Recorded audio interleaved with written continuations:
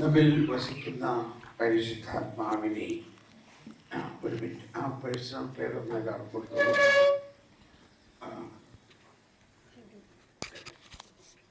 ഇതിപ്പോൾ ഇംഗ്ലീഷിലുള്ള ലീഫ്ലെറ്റാണ്. ഉച്ചയാകുമ്പോഴേക്കും മലയാളം പ്രിന്റ് ചെയ്ത് വരും. അത് മലയാളം പ്രിന്റ് ചെയ്ത് തീർന്നു ഉച്ചയാകുമ്പോഴേക്കും വരും. അപ്പോൾ നിങ്ങൾക്ക് മലയാളം കിട്ടും. എന്നാലും ഇംഗ്ലീഷുള്ള കയ്യിൽ വെച്ചോ.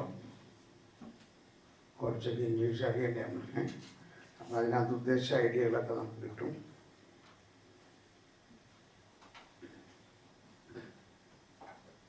നമ്മുടെ ഈ വരദാന വളർച്ചയ്ക്ക് ഏറ്റവും ആവശ്യമായിട്ടുള്ള ഒന്നുണ്ടത്, ഏറ്റവും ആവശ്യമായിട്ടുള്ള ഒന്ന് നമ്മളിൽ കുടികൊള്ളുന്ന അല്ലെങ്കിൽ നമ്മളിൽ സാധ്യതയുള്ള നിരവധി മലിനതകളെ അവിടെ ലാസ്റ്റ് വെച്ചോ ആരെങ്കിലും എടുക്കാം. ഇത് full copy. Gladys, you can take more copies if you want. Those English speaking people can take more copies to give to your family and friends. Okay. അപ്പോൾ ഇതിൻ്റെ ഒരു പ്രധാന കാര്യം ഇതിൻ്റെ ഉള്ളിൽ ഒന്ന് തുറന്നു കഴിഞ്ഞാൽ കാണാം. അല്ലെങ്കിൽ ആദ്യം തന്നെ പറയുന്നത് sanctify yourself. Tomorrow the Lord will perform wonders among you. Joshua 3:5. നിങ്ങളെ തന്നെ ശുദ്ധീകരിക്കുവിൻ, നാളെ നിങ്ങളുടെ ഇടയിൽ കർത്താവ് അത്ഭുതം പ്രവർത്തിക്കും. അപ്പൊ ഈ അത്ഭുതം പ്രവർത്തിക്കണമെങ്കിൽ, കർത്താവിന് നമ്മളിൽ പ്രവർത്തിക്കണമെങ്കിൽ നമ്മളിൽ ഒരു കർത്താവ് തന്നെ നൽകുന്ന വിശുദ്ധീകരണം ആദ്യം നമ്മൾ നേടണം. അപ്പൊ ഇത് പഴയ നിയമം മുതൽ ബൈബിൾ മുഴുവനും നിറഞ്ഞു നിൽക്കുന്ന ഒരു കാര്യമാണ്, നിങ്ങളെ തന്നെ വിശുദ്ധീകരിക്കുക. പക്ഷെ നമ്മളെ വിശുദ്ധീകരിക്കാൻ നമ്മൾ എന്തെങ്കിലും ചെയ്തതിലൂടെ അല്ല. നമ്മൾ ആ വിശുദ്ധീകരണം, ദൈവത്തിൽ നിന്ന് വരുന്ന വിശുദ്ധീകരണം നമ്മൾ സ്വീകരിക്കുക. പെട്ടെന്നൊരു സങ്കീർത്തന ഭാഗം പഠിക്കണം. 133 സങ്കീർത്തനം ഞാൻ പാടിക്കോളാം. ഒന്നുമല്ലാതെ 133 സങ്കീർത്തനത്തിൽ പറയുന്നത്, സഹോദരൻ ഏക മനസ്സോടെ വസിക്കുന്നത് എത്ര സന്തോഷപ്രദമാണ്. സഹോദരൻ ഏക മനസ്സായി ഒരുമിച്ച് വസിക്കുന്ന എത്ര വിശിഷ്ടവും സന്തോഷപ്രദവുമാണ്. അടുത്ത വരിയാണ് പ്രധാനം. ഇതും പ്രധാനം തന്നെ. അഹരോന്റെ തലയിൽ നിന്ന് താടിയിലേക്ക് ഇറങ്ങി അങ്കിയുടെ കഴുത്ത് പട്ടയിലൂടെ ഒഴുകുന്ന അമൂല്യമായ അഭിഷേക തൈലം പോലെയാണ്. എന്തോ ഒരു വലിയ രഹസ്യമാണ്. അതായത് നമ്മളിൽ ദൈവം തന്നിരിക്കുന്ന അഭിഷേകം, ഇത് ക്രിസ്തുവാകുന്ന ശിരസ്.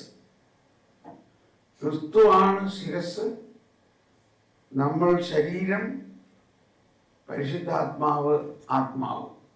ഇങ്ങനെ ഒരു അവസ്ഥയാണ് സഭയുടെ. അഹരോന്റെ തലയിൽ നിന്ന്, അതാണ് ശിരസ്, അത് ഈശോ തന്നെയാണ്.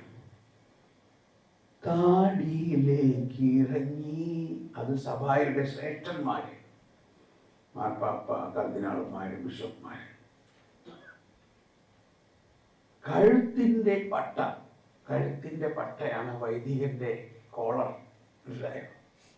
അച്ഛന്മാരുടെ കോളർ കണ്ടിട്ടില്ലേ? കഴുത്തിന്റെ പട്ട, അത് വൈദികരാണ്. അത് കഴിഞ്ഞിട്ട് പട്ടയിലൂടെ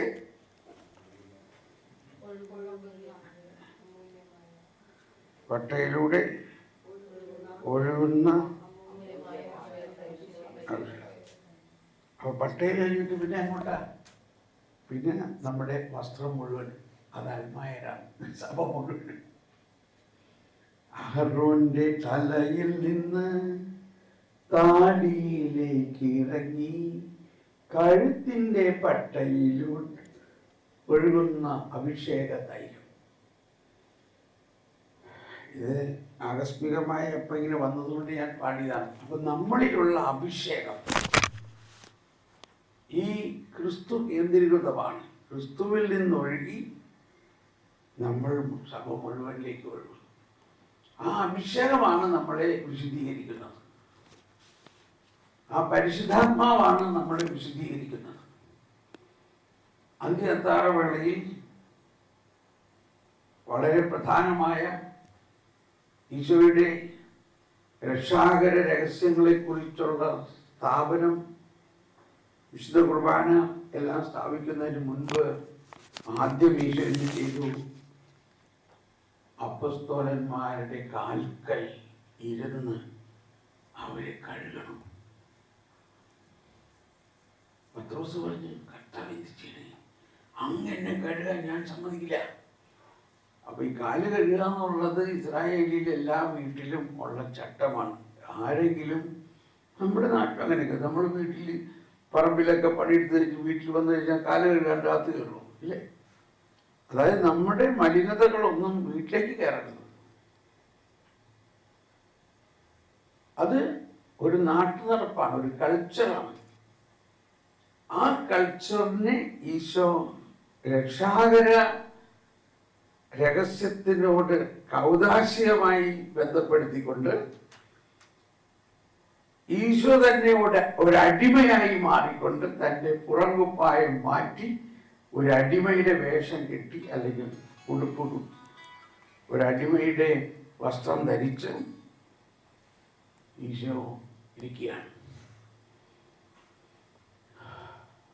അപ്പോൾ എത്രത്തോളം ഈശോ നമ്മളെ ശുദ്ധീകരിക്കാൻ, ഒരു വാക്ക് പറയണത് ശ്രദ്ധിക്കണം, മുൻകൈ എടുക്കുന്നു. ഇവിടെ ആരാ ശുദ്ധീകരിക്കാൻ മുൻകൈ എടുക്കുന്നത്? ഈശോ. നമ്മുടെ പ്രശ്നം ഇതൊക്കെ നമ്മൾ ചെയ്താലേ ശരിയാവുള്ളൂ എന്നും പറഞ്ഞ് നമ്മൾ പരിശ്രമിക്കുകയാണ്. അപ്പൊ പത്രോസും അത് തന്നെ പറയുന്നത്. അപ്പൊ ഈശോ പറഞ്ഞു, ഇല്ല, ഞാൻ തന്നെ നിന്നെ കഴുകിയാലേ നീ ശുദ്ധീകരിക്കപ്പെടുകയുള്ളൂ. അപ്പൊ എന്ത് പറഞ്ഞു? ഞാൻ നിന്നെ കഴുകിയില്ലെങ്കിൽ നിനക്ക് എന്നോട് പങ്കില്ല. നമ്മുടെ ആദ്യകാലങ്ങളിലെ വിശുദ്ധീകരണ ധ്യാനം, ആന്തരിക വിശുദ്ധീകരണ ധ്യാനം, അതിൻ്റെ ഏറ്റവും പ്രധാന ആശയം ഇതായിരുന്നു: വിശുദ്ധി വിശുദ്ധി വിശുദ്ധിയാൽ പരിച അജൈവമാമൊരു പരിച നിർമ്മല ഹൃദയ ഭാഗ്യവാന്മാർ ദൈവത്തെ അവർക്കാണ്. നമ്മുടെ ഹൃദയ വിശുദ്ധീകരണമാണ് നമ്മുടെ ജീവിതത്തിൻ്റെ ആദ്യത്തെ ദൈവം നമുക്ക് തരുന്ന ആദ്യത്തെ സമ്മാനം. നമ്മുടെ ജീവിതത്തിൽ എന്തെങ്കിലും പ്രശ്നമുണ്ടെങ്കിൽ ഉടനെ പൂർവശാപത്തിലേക്ക് പോകരുത്. നമ്മുടെ വിശുദ്ധീകരണത്തിന് വേണ്ടി കർത്താവ് ചെയ്തിരിക്കുന്ന കൃപ നമ്മൾ സ്വീകരിക്കുന്നില്ല. അതുകൊണ്ടാണ് പ്രശ്നം. കർത്താവ് നമ്മുടെ വിശുദ്ധീകരണത്തിന് വേണ്ടതെല്ലാം ചെയ്തിരിക്കും. ഓക്കെ, അത് പറയുമ്പോൾ ഇപ്പൊ വിശുദ്ധീകരണ ധ്യാനം തീത്തോസിൽ എഴുതിയ ലേഖനത്തിൽ തീത്തോസ്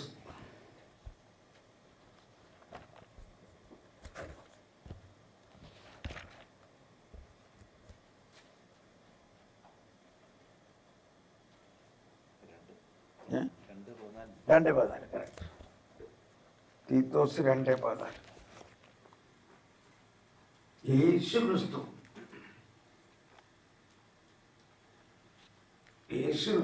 എല്ലാവരും ഒന്ന് പറഞ്ഞേ. യേശു ക്രിസ്തു എല്ലാ തിന്മകളിൽ നിന്നും. അതാണ്. അപ്പൊ എന്തൊക്കെ തിന്മ അതിനകത്തുണ്ട് എന്ന് പറഞ്ഞ്, എല്ലാ തിന്മകളിൽ നിന്നും നമ്മെ മോചിപ്പിക്കുന്നതിനും സത്പ്രവൃത്തികൾ ചെയ്യുന്നതിൽ തീഷ്ണതയുള്ള ഒരു ജനതയെ തനിക്ക് വേണ്ടി ശുദ്ധീകരിക്കുന്നതിനുമായി നമ്മെ പ്രതി തന്നെ തന്നെ ബലിയർപ്പിച്ചു.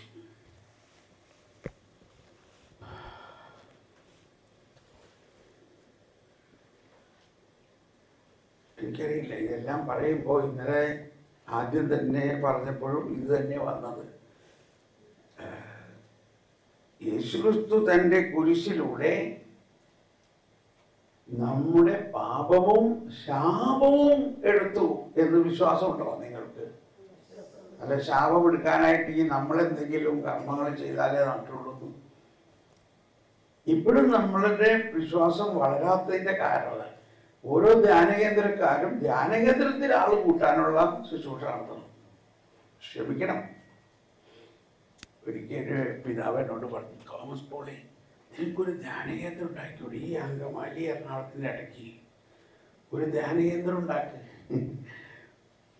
സാധാരണ ബിഷപ്പാരുടെ പെർമിഷൻ അന്വേഷിച്ച് നടക്കാണ്. ബിഷപ്പ് ഇങ്ങോട്ട് പറയണം. ഞാൻ പറഞ്ഞു, എൻ്റെ പിതാവേ, കേരളത്തിൽ ഇത്രയും ധ്യാനകേന്ദ്രങ്ങളില്ല, ഇനി ഞാനും കൂടി ഉണ്ടാക്കണോ? എനിക്കതിനൊരു യാതൊരു പ്രേരണയും കിട്ടണില്ല. ഇപ്പം എനിക്കത് വലിയ നന്മയായിട്ട് തോന്നണം. ഞാനൊരു ധ്യാനകേന്ദ്രം ഉണ്ടാക്കിയിട്ടുണ്ടെങ്കിൽ അതിലാൾ വരട്ടെ. ആള് വരാൻ എന്താ വേണ്ടതെന്ന് വെച്ചാൽ അതായിരിക്കും ഞാൻ അവിടെ ചെയ്യണം. ക്ഷമിക്കണം, ഇപ്പം എല്ലാ ധ്യാനകേന്ദ്രത്തിൻ്റെയും സിലബസ് ഒന്ന് നോക്കിയേ. എന്താണ് പോപ്പുലർ? ജനങ്ങളെ പ്രീതിപ്പെടുത്തുന്നത് എന്താ? അതല്ല നിശംശയമുള്ളത്. അപ്പൊ നിങ്ങൾ ഇനി ഒരു ധ്യാനകേന്ദ്രം ഉണ്ടാക്കുക, എനിക്കറിയില്ല. ഏഞ്ചൽസ് ആർമി അതും കൂടി മതി. അതിൻ്റെ കുറവുണ്ടോ നമുക്ക് ഇവിടെ? അപ്പോ നമ്മള് ദൈവത്തിന് നന്ദി പറയും. ലോകത്തിൽ എങ്ങുമില്ല ഇത്രയും ധ്യാനകേന്ദ്രങ്ങളുള്ള ഒരു രാജ്യം അല്ലെങ്കിൽ ഒരു സ്ഥലം. ഈ കൊച്ചു കേരളത്തിൽ 150ഓളം ധ്യാനകേന്ദ്രങ്ങളാണുള്ളത്. എന്നിട്ട് ഇവിടെ സഭയിൽ എന്ത് വളർച്ചയുണ്ട് പറയും. വിശ്വാസത്തിന്റെ മേഖലയിൽ വൈദികരിൽ എന്ത് വളർച്ചയുണ്ട്, ക്ഷമിക്കണം, സന്യസ്തരിൽ എന്ത് വളർച്ചയുണ്ട്, അൽമായരിൽ എന്ത് വളർച്ചയുണ്ട്. നമുക്ക് ഓർമ്മയുള്ള കാലം മുതൽ നോക്കിയാൽ ഇതെല്ലാം നന്നായിട്ടുണ്ട്. എത്ര പുതിയ വചന പ്രഘോഷകർ ഇവിടെ ഉണ്ടായിട്ടുണ്ട്. എത്ര പേരില് വരദാനങ്ങൾ ഈശോ പറഞ്ഞ മാതിരി മരിച്ചവരെ ഉയർപ്പിക്കുക, കുഷ്ഠരോഗികളെ സൗഖ്യപ്പെടുത്തുക, അത്ഭുത രോഗശാന്തികൾ നടത്തുക. എവിടെ ഇതെല്ലാം? നമുക്കൊരു വിശുദ്ധനെ ഉണ്ടായിക്കൊണ്ടിരിക്കുന്നുണ്ട്. നമ്മുടെ ആദ്യത്തെ വിശുദ്ധനായ ചവറ പിതാവിന്റെ മുദ്രാവാക്യം എന്തായിരുന്നു? പള്ളിക്കൊരു പള്ളിക്കൂടം. ഇപ്പൊ പള്ളിക്കൂടം ഉണ്ടായിട്ട് വല്ലതും പള്ളിയിലെ കാര്യം അവിടെ പഠിക്കുന്നുണ്ടോ? പള്ളിക്കൊരു പള്ളിക്കൂടം ഉണ്ടാക്കാനായിട്ടുള്ള വലിയ ഉത്സാഹത്തിൽ എല്ലാ പള്ളികൾക്കും പള്ളിക്കൂടം ഉണ്ടായപ്പോൾ പിതാവിന് കിട്ടിയ ബോധ്യം ഇതായിരിക്കും. അവിടെ ഇച്ചിരി കാറ്റഗീസും ബൈബിളും ഒക്കെ പഠിച്ച് ഒരു ക്രിസ്തീയ ജീവിതത്തിന്റെ മാതൃക പള്ളിക്കൂടത്തിൽ ഉണ്ടാവും. ഇന്ന് നമ്മുടെ പള്ളിക്കൂടങ്ങളിൽ എന്തെങ്കിലും ക്രിസ്തീയമായിട്ടുള്ള ഒരു ബൈബിൾ ക്ലാസ് എങ്കിലും പഠിക്കാൻ പറ്റുന്നുണ്ടോ? ഉണ്ടോ? അതൊരു കൊമേഴ്സ്യൽ ബിസിനസ്സായി മാറി. എനിക്കതിനോട് എൻ്റെ ദൈവമേ, ഞാനിതൊന്നും പറയാനല്ലല്ലോ പറഞ്ഞത്.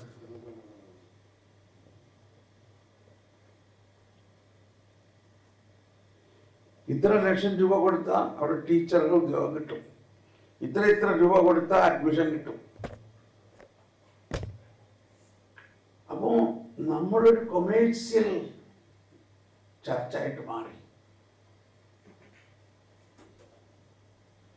ഫ്രാൻസിസ് മാർപ്പാപ്പ പറഞ്ഞു, സഭ ഒരു കച്ചവട സ്ഥലമല്ല എന്ന് പറഞ്ഞാൽ ചില പള്ളിയിൽ ചെല്ലുമ്പോൾ തന്നെ എഴുതി വെച്ചിട്ടുണ്ടാവും കുർബാന ഇത്ര രൂപ, ഒപ്പീസ് ഇത്ര രൂപ, അനിത ഇത്ര രൂപ, ഇങ്ങനെയൊക്കെ ബോർഡ് എഴുതി വെച്ചിട്ടുണ്ട്.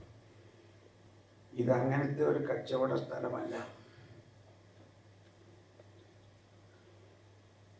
ഓക്കെ, അപ്പൊ ഇതിൻ്റെ എല്ലാം കാരണം നമ്മൾ വേണ്ട മാതിരി പ്രാർത്ഥിക്കുന്നില്ല.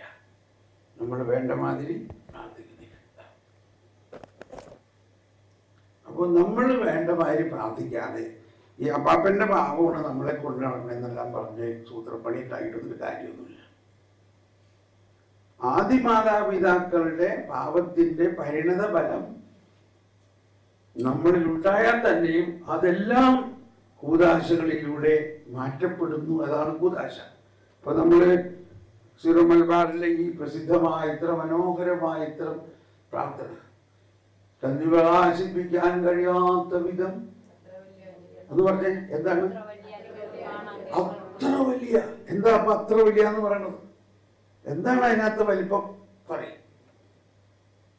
എന്താ അതിനകത്ത് വലിപ്പം? അങ്ങയുടെ ദൈവിക ജീവനിൽ ഞങ്ങളെ പങ്കുകാരാക്കാൻ അങ്ങ് ഞങ്ങളുടെ മനുഷ്യ സ്വഭാവം സ്വീകരിച്ചു. നമ്മളൊന്നും ചെയ്തില്ല. അതാണ് ഞാൻ ഉണ്ണീശ്വരനെ കൊണ്ട് നടക്കാണ്. എന്താണ്? നമ്മൾ മനസ്സിലാക്കുന്നില്ല ഈ മനുഷ്യാവതാരത്തിൽ എന്ത് സംഭവിച്ചു. ലത്തീൻ ആരാധനക്രമത്തിലെ ഒരു ആമുഖ ഗീതം, പ്രിഫേസ് എന്ന് പറയും. Preface. O Lord, through your incarnation you made a holy exchange with our human nature. അതായത് അങ്ങയുടെ മനുഷ്യാവതാരത്തിലൂടെ അങ്ങ് വെച്ചുമാറി. എക്സ്ചേഞ്ച്. നമ്മുടെ മനുഷ്യ സ്വഭാവത്തെ ഈശോ ഏറ്റെടുത്തു. ഈശോ മനുഷ്യനായി. അപ്പൊ ഈശോ എന്ത് ചെയ്തു? ആ പ്രോസസ്സിൽ ഈശോയുടെ ദൈവ സ്വഭാവം നമുക്ക് നൽകി. ഇത് നമ്മൾ മനസ്സിലാക്കുന്നുണ്ടോ? അതാണ് മറ്റൊരു വിധത്തിൽ പറഞ്ഞാൽ ലത്തീൻ കുർബാനയിൽ വെള്ളവും വീഞ്ഞും ചേർക്കുന്ന സമയത്ത് പ്രാർത്ഥിക്കുന്ന പ്രാർത്ഥന ഇതേ പ്രാർത്ഥന തന്നെയാണ്. ഞങ്ങളുടെ മനുഷ്യത്വത്തിൽ അങ്ങയുടെ ദൈവത്വത്തെ കലർത്താൻ അങ്ങ് എളിമപ്പെട്ടു. എക്സാക്ട് ടെക്സ്റ്റ് ഞാൻ ഓർമ്മയില്ല, ഒന്ന് നോക്കിയാൽ മതി. അപ്പൊ ഇതേ സംഭവം തന്നെയാണ്. ഇവിടെയാണ് നമ്മുടെ വിജയം. മനുഷ്യനായി യേശു. എന്തിന് ദൈവം മനുഷ്യനായി?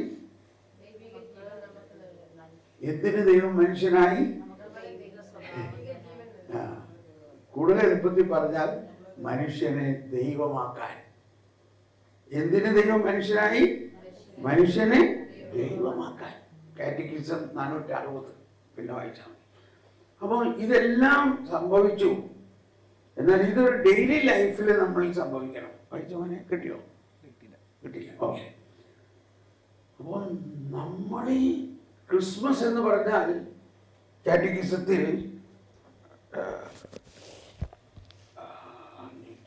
526 കാറ്റഗിസത്തിൽ 526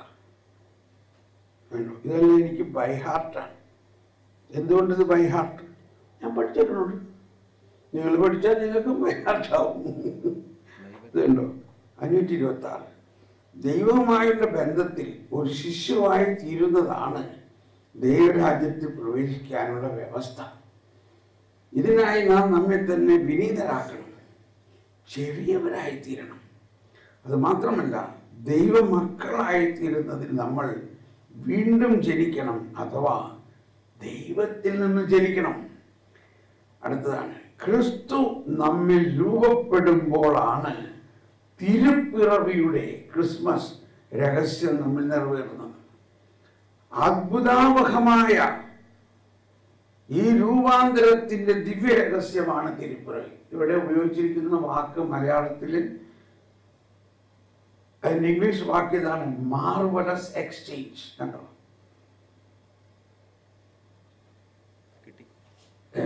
ഒന്ന് വായിച്ചേ. ദൈവമേ, ഞങ്ങൾ അർപ്പിക്കുന്ന ഈ കാഴ്ചദ്രവ്യങ്ങൾ പ്രീതിപൂർവം സ്വീകരിക്കണമേ. മനുഷ്യപ്രകൃതിയെ ദൈവപ്രകൃതിയുമായി സംയോജിപ്പിച്ച ക്രിസ്തുനാഥനോട് ഞങ്ങളെ അനുരൂപനാക്കുവാൻ പാവനമായ ഈ യാഗാർപ്പണം ഉപകരിക്കുമാറാകട്ടെ. ഇത് വെള്ളം പിഞ്ഞുമായിട്ട് ഇതൊക്കെ ആരെങ്കിലും ഒച്ചയിൽ പ്രാർത്ഥിക്കുന്നത് തന്നെയില്ല ഉണ്ടോ? നമുക്ക് സമയമില്ല. 20 മിനിറ്റ് കൊണ്ട് അച്ഛൻ കുർബാന തീർക്കണമല്ലോ, എനിക്ക് വേറെ ജോലിയുള്ളതാണ്.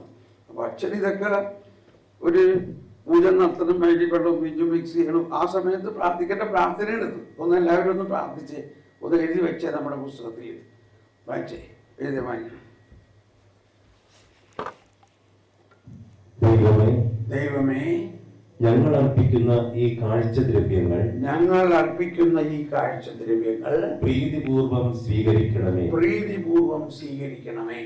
മനുഷ്യപ്രകൃതിയെ ദൈവപ്രകൃതിയുമായി സംയോജിപ്പിച്ച ക്രിസ്തുനാഥനോട് ഞങ്ങളെ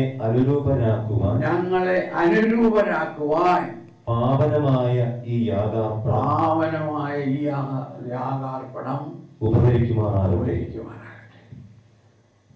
ഇങ്ങനെയൊക്കെ പ്രാർത്ഥിക്കാറുണ്ടോ? നമ്മൾ കേട്ടിട്ടില്ല. എന്ത് ചെയ്യാൻ പറ്റും? അച്ഛൻ ചിലപ്പോൾ മൗനമായിട്ടാണ് പ്രാർത്ഥിക്കുന്നത്. പ്രശ്നം എന്താണെന്ന് വെച്ച് കഴിഞ്ഞാൽ ആ സമയത്ത് നമ്മളൊരു പാട്ട് പാടും. അപ്പൊ ഇതൊന്നും നമ്മൾ കേൾക്കണില്ല, ഇതും കേൾക്കണില്ല. അതിൻ്റെ അടുത്ത് blessed B God creator of heaven and earth, അതൊന്നും നമ്മൾ പ്രാർത്ഥിക്കണമില്ല, കേൾക്കണമില്ല. നമ്മൾ ആ പാട്ട് ആരെഴുതിയ പാട്ട്, ആരെങ്കിലും ഒരു കാസറ്റ് എഴുതിയ പാട്ടായിരിക്കും. ഇതുമായിട്ട് യാതൊരു ബന്ധമില്ലാത്ത പാട്ടായിരിക്കും. എന്തിനാ അതൊക്കെ പാടുന്നേ? അത് കുർബാന പുസ്തകത്തിലുണ്ടോ? ഇതൊക്കെ നമ്മളുണ്ടാക്കണം.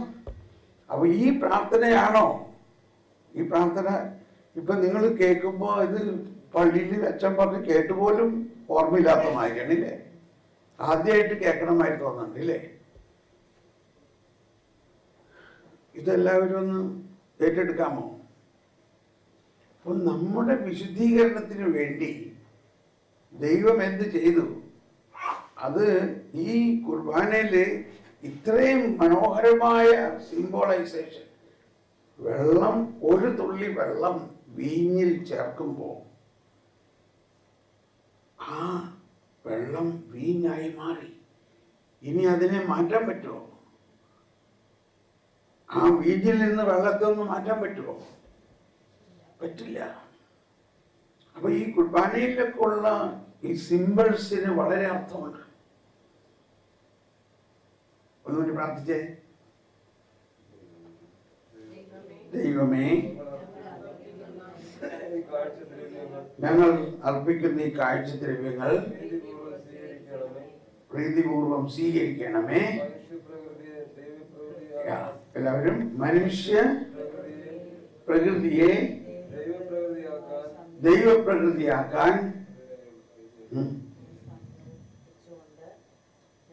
സംയോജിപ്പിച്ച ക്രിസ്തുനാഥനോട് ഞങ്ങളെ അനുരൂപനാക്കുവാൻ പാവനമായ ഈ യാഗാർപ്പണം ഉപകരിക്കുമാറാകട്ടെ. അപ്പൊ ഇതാണ് ക്രിസ്മസ് എന്ന് പറഞ്ഞാൽ. ക്രിസ്മസ്, ഈ ഉണ്ണീശോയും ക്രിസ്മസിന്റെ ക്രിപ്സെറ്റൊക്കെ നമ്മൾ ഉണ്ടാക്കും.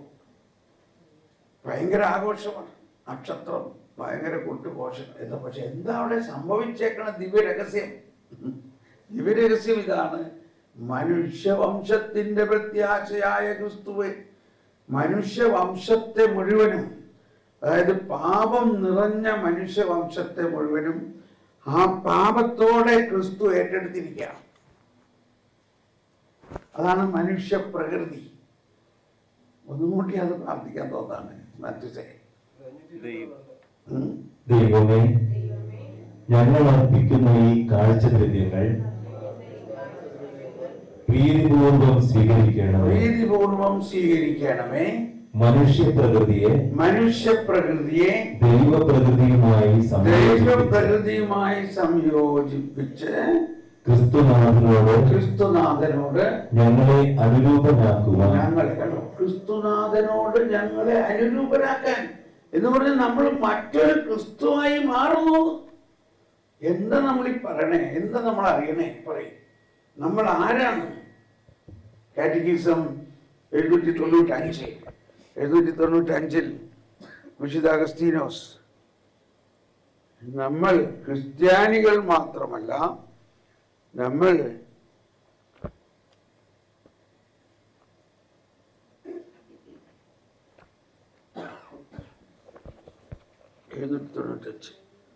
നമ്മൾ ക്രിസ്ത്യാനികളാകുക മാത്രമല്ല, പിന്നെയോ ക്രിസ്തു തന്നെയായി തീർന്നിരിക്കുന്നു.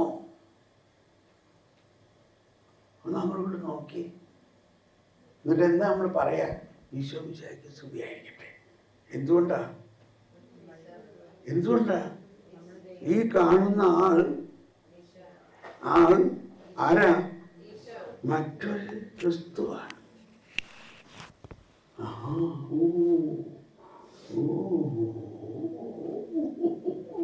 ഇതൊരു വലിയ സംഭവമാണത്. ഇതൊരു സംഭവമാണ്.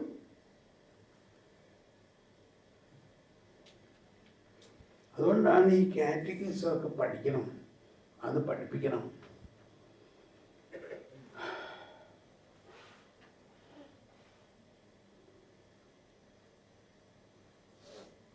ഓക്കെ, അപ്പോൾ ഒരിക്കൽ കൂടിയാ 526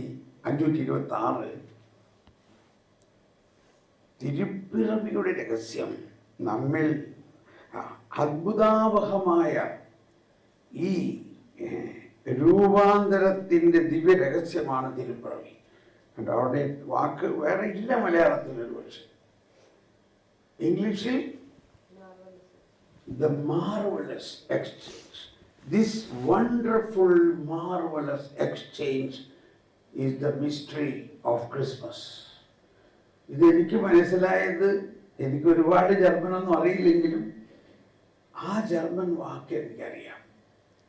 അത് പറയുന്നത് this marvelous Austausch എന്ന് പറഞ്ഞാൽ വെച്ചു മാറുക, എക്സ്ചേഞ്ച്, ബാർട്ടർ സിസ്റ്റം. നമ്മുടെ വീട്ടിൽ ഇപ്പോഴും സൂപ്പർ മാർക്കറ്റും മാർക്കറ്റും. പണ്ട് നമ്മുടെ വീട്ടിൽ കുമ്പളങ്ങയുണ്ട്, അത് അടുത്ത വീട്ടിൽ കൊടുത്തു. എന്നാൽ നിങ്ങൾ ഈ മത്തങ്ങ കൊണ്ടുപോയിക്കോ. കുമ്പളങ്ങ കൊടുത്തു, മത്തങ്ങ വാങ്ങി. ഇതായിരുന്നു പണ്ടത്തെ ജീവിത രീതി, ഇല്ലേ? എന്ന പോലെ ദൈവം മനുഷ്യനായി ഭൂമിയിൽ വന്നു.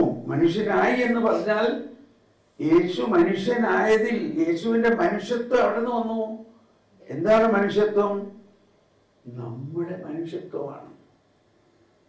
മനുഷ്യരാശിയുടെ മുഴുവൻ മനുഷ്യ പ്രകൃതിയെ ദൈവവചനം ഏറ്റെടുത്ത് പരിശുദ്ധാത്മാവിലൂടെ അതിനെ എക്സ്ചേഞ്ച് ചെയ്തു. ദൈവപ്രകൃതിയെ നമുക്ക് തന്ന് മനുഷ്യപ്രകൃതിയെ ഈശോ ഏറ്റെടുത്തു. ഇത് വിശ്വസിക്കാൻ പറ്റുന്നുണ്ടോ? പറ്റുന്നുണ്ടോ? അതാണ് വിശ്വാസം എന്ന് പറയുന്നത്.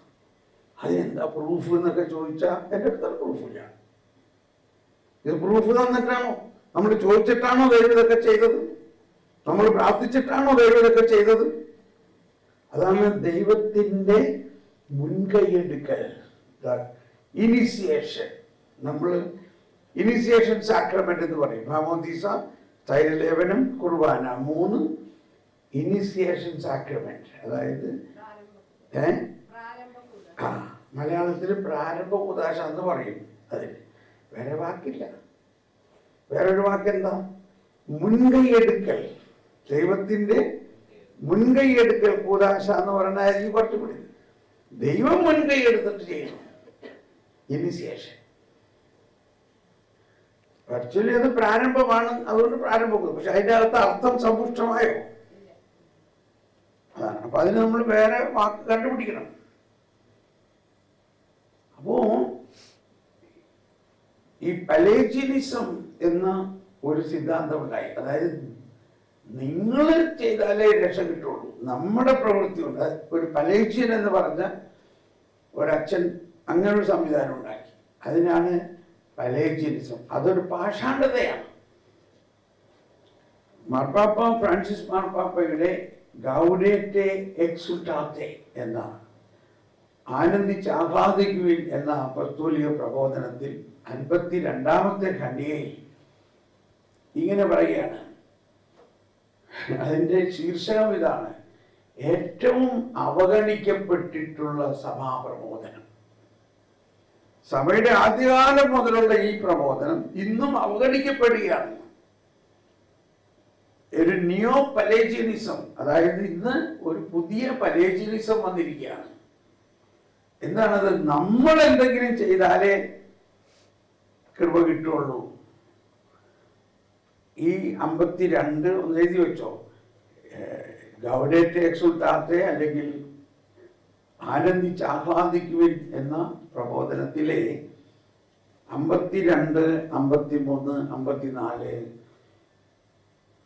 ഇതെല്ലാം മലയാളത്തിൽ നിങ്ങൾക്ക് വേണമെങ്കിൽ അയച്ചു തരാം. എൻ്റെ അടുത്ത് അതിൻ്റെ സോഫ്റ്റ് കോപ്പി ഉണ്ട്.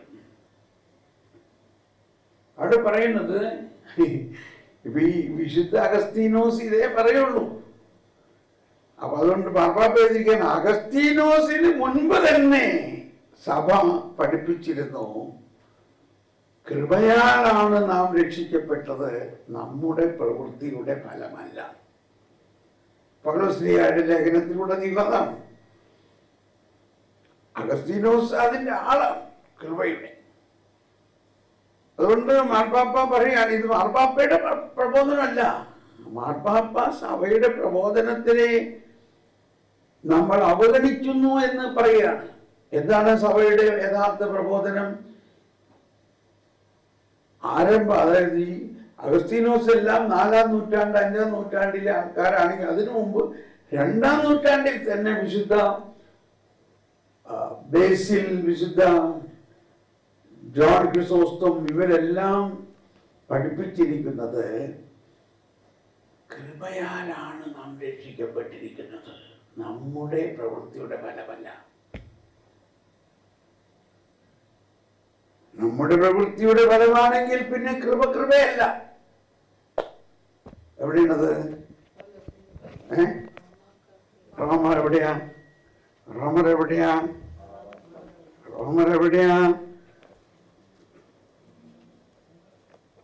11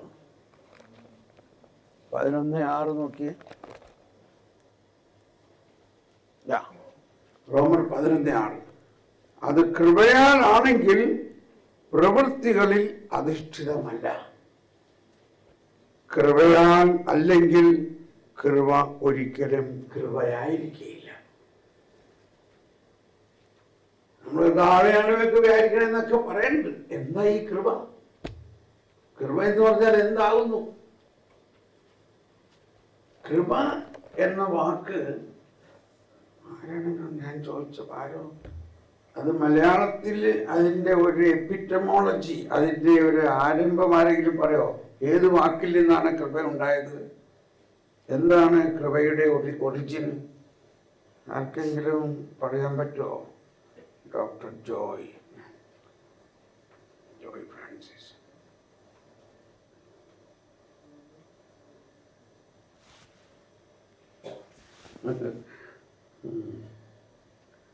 He appears in compounds like Kripalu, merciful kind.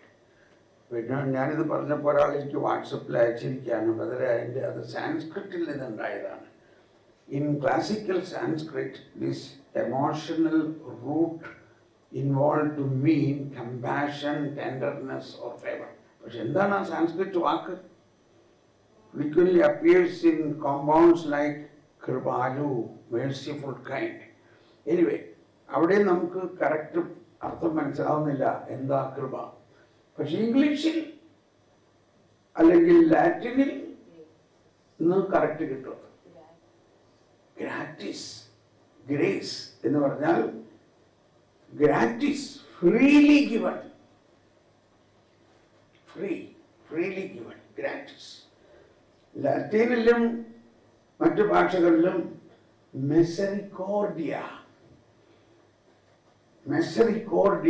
അതായത് കോർഡിയ is heart, misery is മനസ്സിലായി? ഓക്കെ, എനിവേ, അപ്പോൾ ഞാൻ പറഞ്ഞു വന്നത് നമ്മുടെ വ്യക്തിപരമായ പ്രാർത്ഥനയിൽ ഉണ്ടാകേണ്ട ഒരു പോളിസി, ദൈവം സൗജന്യമായി നമ്മളെ വിശുദ്ധീകരിച്ച് നമ്മളെ ശക്തീകരിക്കുന്നു. സൗജന്യമായി, നമ്മുടെ യാതൊരു പ്രവൃത്തി കൂടാതെ. ഇന്നലെ നമ്മൾ പറഞ്ഞു, Veni Creator Spiritus, come Creator Spirit, transform my chaos to cosmos. അപ്പോൾ അത് തന്നെയാണ് ഈ പൗലോസ്ലിഹയുടെ ലേഖനങ്ങളും. പഴയ നിയമത്തിൽ യെശയ്യാ മുതൽ ജെറമ്യ, എസെക്കിയേൽ വന്നപ്പോൾ കാലം മാറി. മോശയുടെ കാലത്തുനിന്ന് ഇന്നലെ നമ്മൾ വായിച്ചു, അത് നിങ്ങൾ ശ്രദ്ധിച്ചോ ശരിക്ക്? അതായത് ഇപ്പൊ ആത്മാവ് നയിക്കുന്നവരെയൊക്കെ നീങ്ങട്ടെ കേട്ടോ. നിങ്ങൾ വിചാരിക്കേണ്ട പേഴ്സണൽ പ്രെയർ പഠിപ്പിക്കാൻ വന്നിട്ട് ഇതൊക്കെ ഇപ്പൊ എന്തിനാ പഠിപ്പിക്കണേ, ഇതാണ് നമ്മുടെ പ്രശ്നം.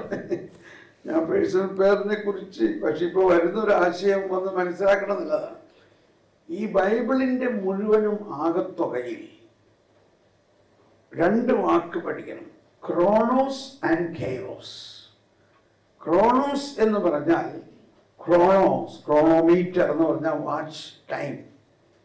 ക്രോണോളജിക്കലായിട്ട് പടിപടിയായി നടന്നിട്ടുള്ള സംഭവം.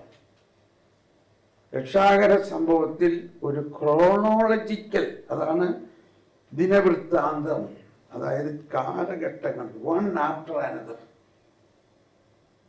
അത് അതേപടി തന്നെ നമ്മൾ ചിന്തിക്കണം. ഒന്ന് കഴിഞ്ഞിട്ടൊന്നുണ്ടായി. അതെന്തുണ്ടായി?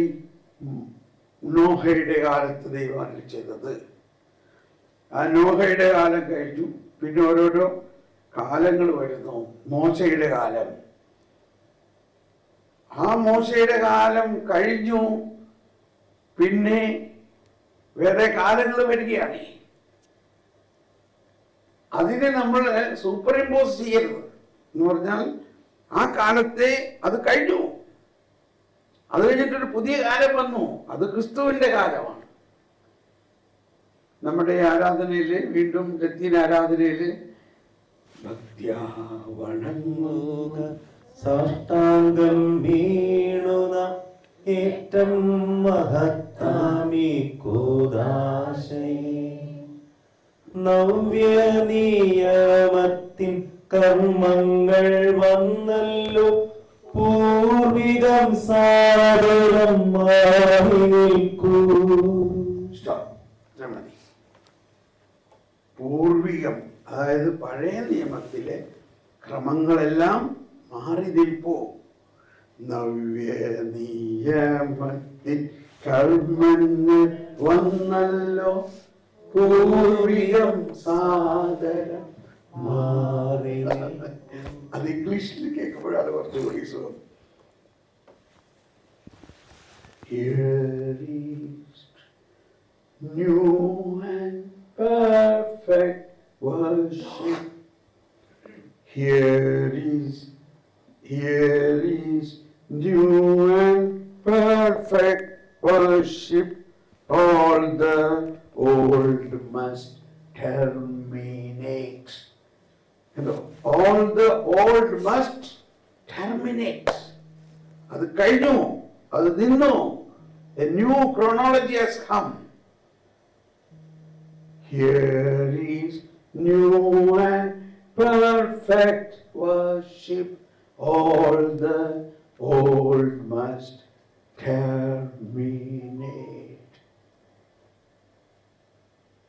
Senses cannot grasp this marvel. അതിന്റെ മലയാളം അത്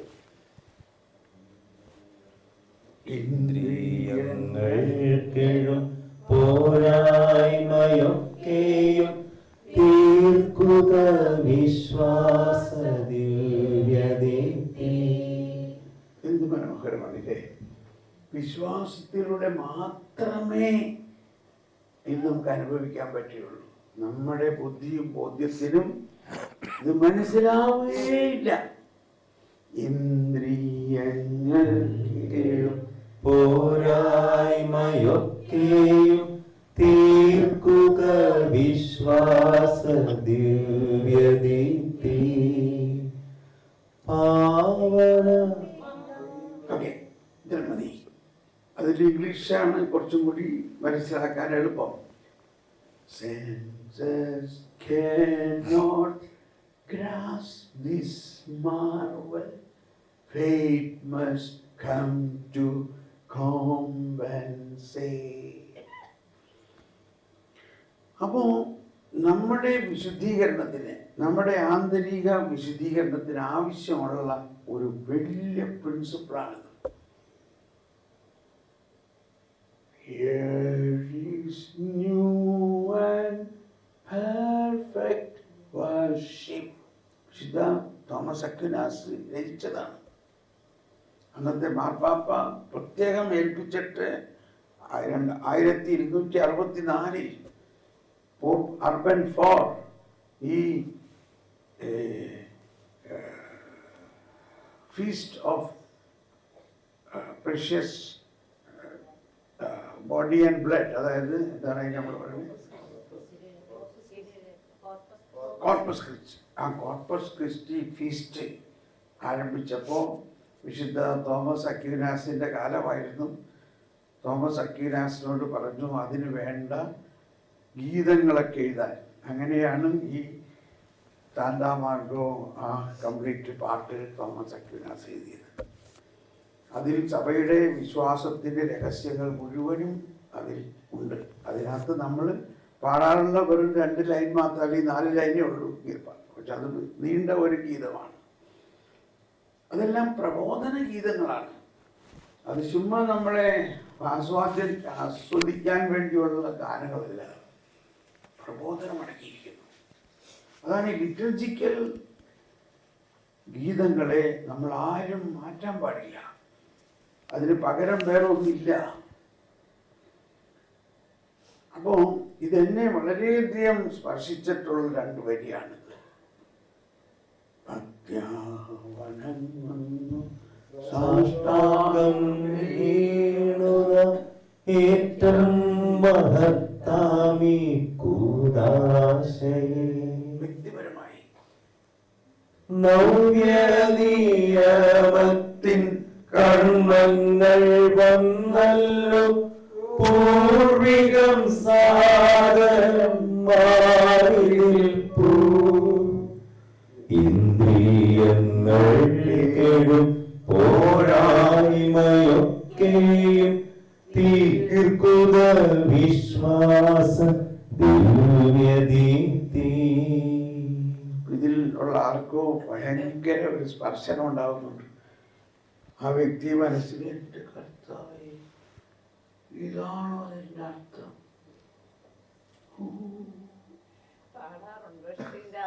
കേട്ടോ കേട്ടോ കേട്ടോ, പാടാറുണ്ട്. ഇപ്പോഴാണ് പലപ്പോഴും ആലോചിച്ചുകൊണ്ട് അർത്ഥം എന്താ. അപ്പോ അതാണ് പരിശുദ്ധാത്മാവ് പറഞ്ഞു തരുന്നത്. അപ്പോ ഈ പഴയതിനെ അത് പറയുമ്പോഴാണ് ഈശോ പറഞ്ഞിട്ടുള്ള മറ്റൊരു ഈശോയുടെ പ്രബോധനത്തിലെ വളരെ പ്രധാന ഒരു പോയിന്റ്. ഈ മത്തായിയുടെ സുവിശേഷത്തിൽ പ്രത്യേകിച്ചും ഒരു കോൺട്രവേഴ്സി നിൽക്കുകയാണ്. ഫരിസേയരും നിയമജ്ഞരും ഈശോയും എപ്പോഴും അവർ തമ്മിൽ പ്രശ്നമാണ്, ഇല്ലേ? കാരണം ഈ പഴയത് കഴിഞ്ഞു എന്ന് അവർക്ക് മനസ്സിലാവുന്നില്ല. നാച്ചുറലി അവർക്ക് ചിന്തിക്കാൻ പോലും പറ്റില്ല. അവർക്ക് ഈശോനെ ആരാണെന്നും മനസ്സിലാവുന്നില്ല. അവരെ കുറ്റം പറയല്ല, അത് അവർക്ക് വെളിപ്പെടുത്തി കിട്ടിയിട്ടില്ല. ഇത് വെളിപ്പെടുത്തി കിട്ടുന്നത് ക്രിസ്തുവിന്റെ പീഡാസകരം മരണം ഉയർപ്പ് കഴിഞ്ഞതിന് ശേഷമേ ഇത് വെളിപ്പെടുത്തി കിട്ടുള്ളതാണ്. അങ്ങനെ ഒരു ഡൈക്കോട്ടമിയാണ്. ഇപ്പൊ അവർക്ക് വെളിപ്പെടുത്തി കിട്ടിയാലോ, കിട്ടിയാൽ അപകടമാണ്. ചിലപ്പോ അവര് ഈ യേശു ദൈവപുത്രനാണെന്ന് ശരിക്കും മനസ്സിലായാൽ, ഈ യേശു മിശിഹായാണെന്ന് മനസ്സിലായാൽ, ചിലപ്പോ അവര് ഈശോയെ കുരിശിൽ തറയ്ക്കാൻ മടിക്കും, അല്ലെങ്കിൽ ഈശോയെ കുരിശിൽ തറയ്ക്കുന്നതിന് ഒരു കുറെ ആൾക്കാർ അതിനെതിരെ നിൽക്കാം. അതുകൊണ്ടാണ് ഈശോ പറഞ്ഞു, ഇപ്പൊ നിങ്ങൾ ഇതാരോട് പറയരുത്, എനിക്ക് ജെറുസലേമിലേക്ക് പോകണം, അവരെന്നെ ബന്ധിക്കും പിടിക്കും, എന്നാൽ ഞാൻ 3-ാം ദിവസം ഉയർക്കും. ഇപ്പൊ നിങ്ങൾ ഇതാരോട് പറയരുത്. ഉപമകളിൽ എന്തുകൊണ്ടാണ് ഉപമകളിൽ സംസാരിക്കുന്നതെന്ന് ചോദിച്ചപ്പോൾ അവർ കണ്ടിട്ടും കാണാതിരിക്കുന്നതിനും, മർക്കോസ് 4:10, അവർ കണ്ടിട്ടും കാണാതിരിക്കുന്നതിനും കേട്ടിട്ടും ഗ്രഹിക്കാതിരിക്കുന്നതിനും അങ്ങനെ മനസ്സ് തിരിഞ്ഞ് അവർ എൻ്റെ അടുത്ത് വന്ന് മോചനം പ്രാപിക്കാതിരിക്കേണ്ടതിനും വേണ്ടിയാണ് ഞാൻ ഉപമകളിൽ സംസാരിക്കുന്നത്. അങ്ങനെ എഴുതിയിട്ടുണ്ടോ എന്ന് വായിച്ചു നോക്കി. മത്തായി 4:10, മർക്കോസ് 4:10, മർക്കോസ് 4:10. അവൻ 12 പേരും കൂടെ ഉണ്ടായിരുന്ന മറ്റുള്ളവരും ഉപമകളെ കുറിച്ച് അവനോട് ചോദിച്ചു. അവൻ പറഞ്ഞു, ദൈവരാജ്യത്തിന്റെ രഹസ്യം നിങ്ങൾക്കാണ് വെളിപ്പെടുത്തിയിരിക്കുന്നത്, പുറത്തുള്ളവർക്കെല്ലാം ഉപമകളിലൂടെയാണ് മാത്രം. കഴിഞ്ഞു. അവർ കണ്ടിട്ടും കാണാതിരിക്കുന്നതിനും കേട്ടിട്ടും ഗ്രഹിക്കാതിരിക്കുന്നതിനും അങ്ങനെ അവർ മനസ്സ് തിരിഞ്ഞ് മോചനം പ്രാപിക്കാതിരിക്കുന്നതിനും വേണ്ടിയാണ്. ഈശോ വന്നിരിക്കുന്നത് എല്ലാവർക്കും മോചനം കൊടുക്കാനല്ലേ, അല്ലെ? എല്ലാവരുടെയും പാപം ഏറ്റെടുക്കാനല്ലേ? എന്നിട്ട് എന്താ ഇങ്ങനെ ഇപ്പൊ പറയണേ? അപ്പൊ അതാണ് ക്രോണോസ് ആൻഡ് കൈറോസ്. ക്രോണോളജിക്കൽ എവന്റ്സ് ഒന്ന്, കൈറോസ് എന്ന് പറഞ്ഞാൽ ദ വൺ എവന്റ്, യേശുവിന്റെ പീഡാസഹനം, മരണം, അതാണ് കൈറോസ്. അപ്പോ എല്ലാവരുടെയും പാപം ഏറ്റെടുക്കാനാണ്, ക്ഷമിക്കാനാണ് ഈശോ വന്നിരിക്കുന്നത്. പക്ഷേ എപ്പോഴാണ് ഇത് സാധ്യമാകുക? ഈശോയുടെ പരസ്യ ജീവിത സമയത്ത് എല്ലാവരും ഈശോ ആണ് ഏക രക്ഷകൻ എന്നറിഞ്ഞ് യേശുവിന്റെ അടുത്ത് വന്നാൽ യേശുവിന് പാപം ക്ഷമിക്കാൻ പറ്റുമോ? 1-2 പേർക്കെല്ലാം പാപം ക്ഷമിച്ചിട്ട് പറഞ്ഞു. അപ്പൊ എല്ലാവരും പെറുപൂർക്കാൻ തുടങ്ങി, ഇവനാരാ പാപം ക്ഷമിക്കുന്നു പറയാൻ? അപ്പൊ ഈശോ പറയാണ്, ദൈവപുത്രന് പാപം ക്ഷമിക്കാനുള്ള അധികാരമുണ്ടെന്ന് നിങ്ങൾ അറിയാൻ വേണ്ടിയാണ് ഞാനിത് ചെയ്തത്. അപ്പൊ എല്ലാവർക്കും പാപം ക്ഷമ കിട്ടണമെങ്കിൽ എന്ത് സംഭവിക്കണം? ആരെങ്കിലും പറഞ്ഞേ?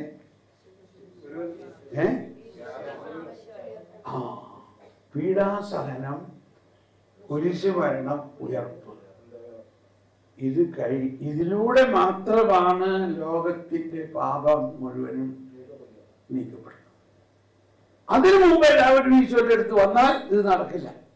അതുകൊണ്ടാണ് നമുക്ക് ഇങ്ങനെ ഒന്ന് ചേർക്കാൻ വേണമെങ്കിൽ, അവർ ഇപ്പോൾ കണ്ടിട്ടും കാണാതിരിക്കുന്നതിനും കേട്ടിട്ടും ഇപ്പോൾ ഗ്രഹിക്കാതിരിക്കുന്നതിനും അങ്ങനെ അവർ എൻ്റെ അടുത്ത് വന്ന് മനസ്സാണ്. അപ്പൊ ഇപ്പോൾ എന്നാൽ അപ്പൊ അതാണ് സുവിശേഷത്തിൽ അടങ്ങിയിരിക്കുന്ന മെസ്സിയാനിക് സീക്രട്ട് എന്ന് പറയും, രക്ഷാകര രഹസ്യം. അപ്പൊ നമ്മൾ ഏതെങ്കിലും ഒരു വചനം എടുത്ത് അങ്ങ് പറഞ്ഞാൽ പോരാ, അതിന്റെ ക്രോണോളജി മനസ്സിലാക്കണം. ഏത് കാലഘട്ടത്തിൽ ആണ്? ഓ, പരസ്യ സുവിശേഷത്തിൽ തന്നെ ഈശോയുടെ 3 വർഷത്തെ പരസ്യ ശുശ്രൂഷ ഒന്ന്. എന്നാൽ ആ സമയത്തല്ല ഈശോ രക്ഷ കൊടുക്കണം. ആ പീഡാസഹനം മരണം കഴിഞ്ഞിട്ടേ ഈശോയ്ക്ക് നമ്മളെ രക്ഷിക്കാൻ പറ്റുള്ളൂ.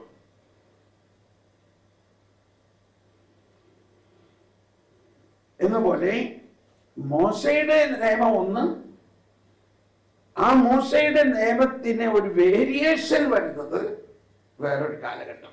വേരിയേഷൻ എന്താണത്? ആരെങ്കിലും പറയാമോ? എന്താണ് മോശയുടെ നിയമത്തിന് ഒരു വേരിയേഷൻ വന്നത്? ആരെങ്കിലും ഒന്ന് പറയാമോ?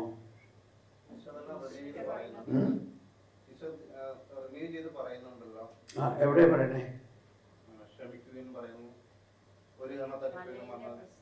അത് ഈശോ പറഞ്ഞല്ലേ. ഇത് പഴയ നിയമത്തിൽ തന്നെ ഞാൻ പറഞ്ഞില്ലേ, ക്രോണോളജി ഇതില് ഒരു വേരിയേഷൻ വന്ന കാലഘട്ടം ഏതാണ്? ജെറമിയ. കണ്ടോ, ഇന്നലെ നമ്മൾ വായിച്ചില്ലേ ജെറമിയ 31-33 വായിച്ചേ. ജെറമിയ 31. അപ്പൊ ഇത് അവിടെ ആ പാരഗ്രാഫ് തന്നെ ന്യൂ കവനന്റ് എന്നാണ്. എല്ലാവരും ഒന്ന് ബൈബിൾ തുറന്ന് ഒന്ന് നോക്കിയാ അവിടെ 31 മുതൽ തന്നെ വായിച്ചു. 31. അതിന്റെ സബ് ഹെഡിങ് എന്താ? പുതിയ ഉടമ്പടി. കണ്ടോ, പുതിയ ഉടമ്പടി എന്ന് പറയുമ്പോ പഴയത് നിലനിൽക്കെ പുതിയത് ഉണ്ടാകാൻ പറ്റുമോ? ഞാൻ പറഞ്ഞില്ലേ, നമ്മുടെ അപ്പൻ ഒരു വിൽപ്പത്രം ഉണ്ടാക്കി, പിന്നെ അത് മാറ്റി എഴുതി പുതിയ വിൽപ്പത്രം ഉണ്ടാക്കി.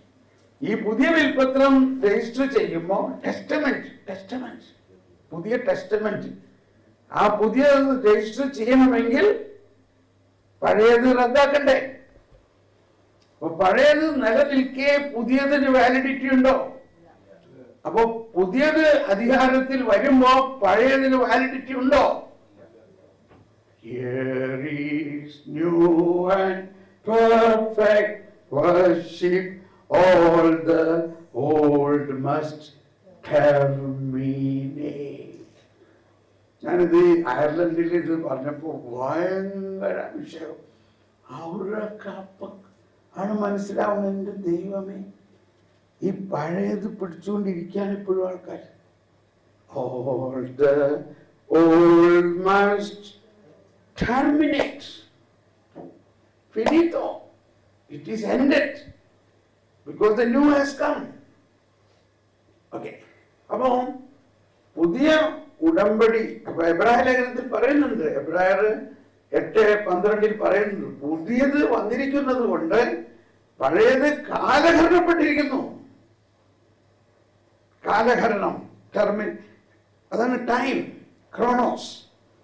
ഓക്കെ, ഇനി ജെറമിയ ഒന്ന് വായിച്ചേ 31. ഇത് മനസ്സിലാക്കിയാൽ നമുക്ക് ഭയങ്കര ആനന്ദമാണ്. അതാണ് ഒന്ന് വായിച്ചേ, 31 മുതൽ വായിച്ച എല്ലാവരും. കർത്താവ് അരുളി ചെയ്യുന്നു, ഇസ്രായേൽ ഗോത്രത്തോടും യൂദാ ഗോത്രത്തോടും ഞാനൊരു പുതിയ ഉടമ്പടി ചെയ്തു. കണ്ടോ, വായിച്ചോളൂ. ഞാൻ അവരെ കൈക്ക് പിടിച്ച് ഈജിപ്തിൽ നിന്ന് കൊണ്ടുവന്ന നാളിൽ അവരുടെ പിതാക്കന്മാരോട് ചെയ്ത ഉടമ്പടി പോലെ ആയിരിക്കണം. അതേത് ഉടമ്പടിയാണ്? അതാണ് മോശയുടെ ഉടമ്പടി. ഈജിപ്തിൽ നിന്ന് കൊണ്ടുവന്നതിന് ശേഷം അവരോട് ചെയ്ത ഉടമ്പടി പോലെ അല്ല. കണ്ടോ, വേരിയേഷൻ. എനിക്ക് ഭയങ്കര രോമാഞ്ചം ഉണ്ടാവുന്നു. ഒരു വലിയ രഹസ്യം മനസ്സിലായി എന്ന് തോന്നുന്നു പലർക്കും, ഇല്ലേ? ഒറ്റ വാക്ക് ഇവിടെ വേരിയേഷൻ. അതാണ് ക്രോണോസ് ആൻഡ് കൈറോസ്. ഈ ക്രോണോളജിക്കൽ ഡെവലപ്മെന്റ് മനസ്സിലാക്കണം. ബൈബിൾ മുഴുവനിൽ എഴുതിയേക്കണം എന്ന് പറഞ്ഞിട്ട് കാര്യമില്ല. ബൈബിൾ മുഴുവനിലും ഇങ്ങനെ ഒരു ക്രോണോളജിക്കൽ ഡെവലപ്മെന്റ് ആണ്. ഇനി വായിച്ച അടുത്തത്.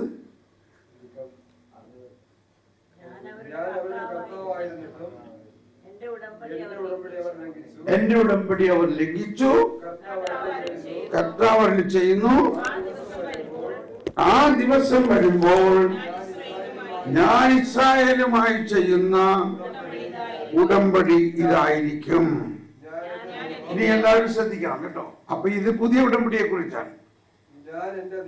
ഞാൻ എന്റെ നിയമം അവരുടെ ഉള്ളിൽ നിക്ഷേപിക്കും. അതാണ് പുതിയ ഉടമ്പടിയുടെ പ്രത്യേകത. ഇപ്പൊ നമ്മളിവിടെ ഇന്നലെയൊക്കെ പറഞ്ഞില്ലേ, ഇന്നലെ എന്നോട് ചോദിച്ചു, അപ്പൊ ഈ 1000 പ്രാവശ്യമൊക്കെ വചനം എഴുതി പഠിക്കണതില് പഠിക്കാൻ നല്ലതല്ലേ? പഠിക്കാൻ നല്ലതല്ല. അങ്ങനെ പഠിക്കാനല്ല കർത്താവ് നമ്മോട് പറഞ്ഞേക്കണം. ഞാനത് അവരുടെ ഹൃദയത്തിൽ, അതാണ് പുതിയ ഉടമ്പടി. ഇപ്പൊ ഞാൻ ഈ വചനമൊക്കെ പറയണത് കേട്ടില്ലേ? ഞാനിതൊന്നും എഴുതി പഠിച്ചൊന്നുമല്ല. ഇപ്പൊ നമ്മുടെ ഡാനിയൽ അച്ഛന്റെ ടീമിലുള്ള ജോൺ പോളിനെ സാക്ഷ്യം കേട്ടിട്ടില്ലേ? ജോൺ പോൾ വല്ലത് എഴുതി പഠിച്ചതാണോ? ജോൺ പോളിന്റെ ഉള്ളില് കർത്താവ് എഴുതിയിരിക്കണു വചനം. അങ്ങനെ ഒരു സെറ്റിംഗ് ഉണ്ടെന്ന് മനസ്സിലാക്കണം. അതാണ് പുതിയ ഉടമ്പടി. പുതിയ ഉടമ്പടിയിലെ ആദ്യത്തെ ദൈവത്തിന്റെ കൃപ, ഞാൻ എൻ്റെ നിയമം നിങ്ങളുടെ ഹൃദയത്തിലായിരുന്നു. പഴയ ഉടമ്പടിയിൽ എവിടെയായിരുന്നു? കൽഭരകളിൽ എഴുതിയിരുന്നു. അപ്പൊ നമ്മുടെ ഹൃദയത്തിൽ ഈ വചനം എഴുതപ്പെടണം. അതാണ് ആദ്യത്തെ അതിന്റെ ഒരു ആനുകൂല്യം. ഈ പുതിയ ഉടമ്പടി അനുസരിച്ച് ആനുകൂല്യം എന്ന് പറയാം, ഇല്ലേ? ദൈവം എഴുതണോ? എന്തെഴുതണോ? ഉള്ളിൽ നിക്ഷേപിക്കും. ഹൃദയമാണ്. ഇനി ഇവിടെ ചില തത്വചിന്തകന്മാരുടെ, ഇപ്പോ പ്ലാറ്റോ, അരിസ്റ്റോട്ടിൽ, സോക്രട്ടീസ്, ഇവരൊക്കെ ആയിരുന്നു വലിയ തത്വചിന്തകൻ. അങ്ങനെയാണ് തത്വശാസ്ത്രം. അപ്പൊ നമ്മുടെ അച്ഛന്മാരെല്ലാം ഫിലോസഫി പഠിക്കണം, തത്വശാസ്ത്രം പഠിക്കണം. ഈ അഗസ്തീനോസും വലിയ തത്വശാസ്ത്രം പഠിച്ചിരുന്ന ആളായിരുന്നു. ഇത് ഞാൻ പറയുന്നതല്ല, വിശുദ്ധ ജെറോം കമന്ററിയിൽ എഴുതിയിട്ടുള്ളത്.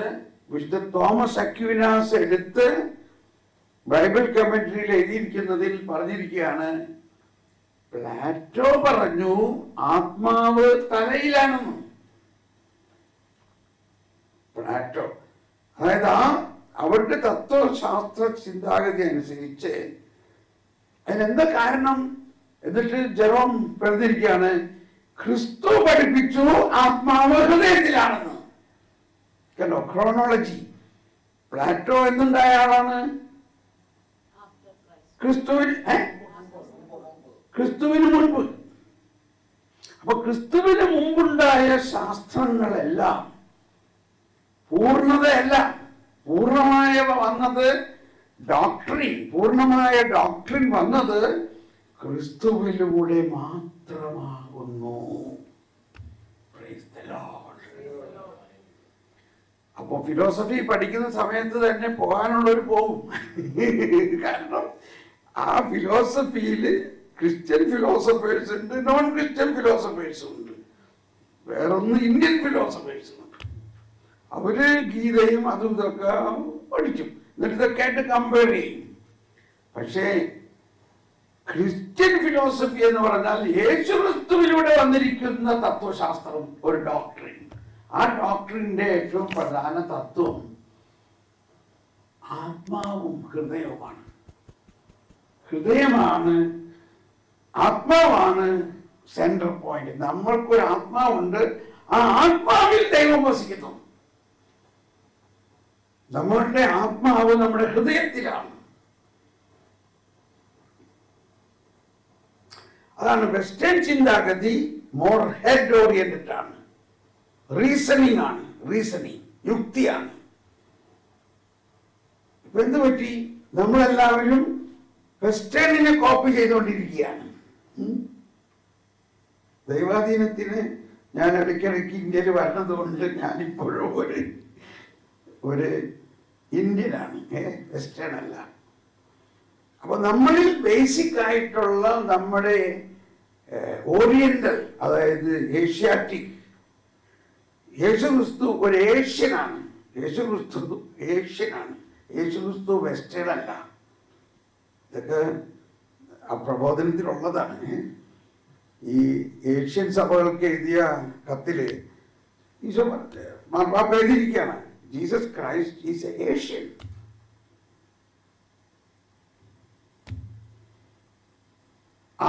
അപ്പൊ അതാണ് ഈ ഓറിയന്റൽ, വെസ്റ്റേൺ ആൻഡ് ഈസ്റ്റേണിന്റെ വ്യത്യാസം. ഈസ്റ്റേൺ സഭകളുടെ ചിന്താധാര ഹൃദയ കേന്ദ്രീകൃതമാണെങ്കിൽ വെസ്റ്റേൺ സഭകളുടെ ചിന്താധാര ബുദ്ധി കേന്ദ്രീകൃതമാണ്, തല കേന്ദ്രീകൃതമാണ്. അപ്പൊ അതിൽ ഉണ്ടാകുന്ന ഒരു ഡൈക്കോട്ടമി, സത്യം എന്താ? ഹൃദയത്തിലാണ് ആത്മാവ്. അപ്പോ ഈ പണ്ഡിതന്മാര് അവർക്ക് അന്ന് അവർക്ക് കിട്ടിയ ബോധ്യങ്ങള് അപൂർണമായിരുന്നു. എന്തുകൊണ്ട്? ക്രിസ്തു വന്നിട്ടില്ല. ഞാനാകുന്നു വഴിയും സത്യവും ജീവനും.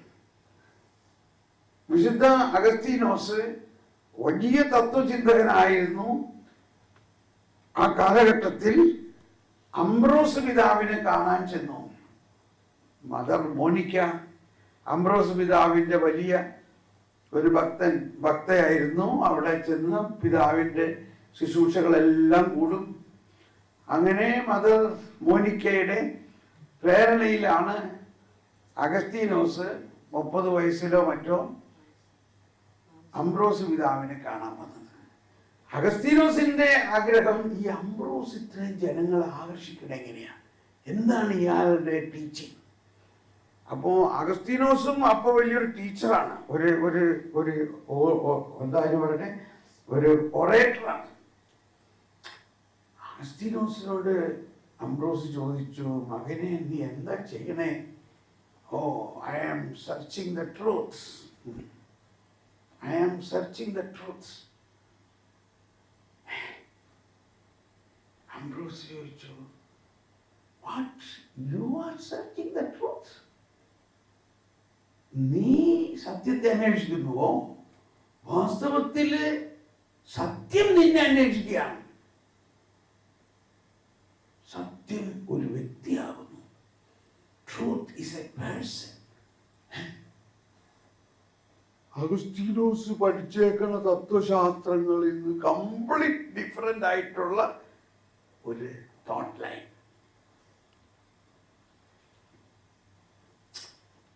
തലകീഴ് മറിഞ്ഞു. അഗസ്തീനോസിന്റെ ചിന്ത മുഴുവനും പ്ലാറ്റോ, അരിസ്റ്റോട്ടിൽ, സോക്രട്ടീസിന്റെ ശാസ്ത്രത്തിലാണ്. പക്ഷെ അംബ്രോസിന്റെ ഒറ്റ വാക്ക് എന്താണ്? ആ വാക്ക് സത്യം ഒരു വ്യക്തിയാണ്. And he is searching you. അവിടെ മുതൽ അഗസ്തീനോസിന്റെ ജീവിതത്തിൽ ഒരു മാറ്റം ഉണ്ടാകാൻ തുടങ്ങി. ചിന്തകൾ മാറി. പിന്നെ അദ്ദേഹം വളരെ കൂടെ അംബ്രോസിന്റെ അടുത്ത് വരാൻ തുടങ്ങി. അങ്ങനെ ആണ് ക്രിസ്തു കേന്ദ്രീകൃതമായ ഒരു ശാസ്ത്രം അഗസ്തീനോസ് പഠിച്ചു. അങ്ങനെ അഗസ്തീനോസ് ജ്ഞാനസ്നാനം സ്വീകരിച്ചത് അംബ്രോസിൽ നിന്നാണ്. ആ ജ്ഞാനസ്നാന സമയത്ത് വലിയ ആഘോഷത്തോടെ, വലിയ തയ്യാറെടുപ്പോടെ വിശുദ്ധ അംബ്രോസ് എഴുതിയ ആത്മഗീതമാണ് നമ്മൾ പാടാറുള്ള ലാഹ ലാഹ.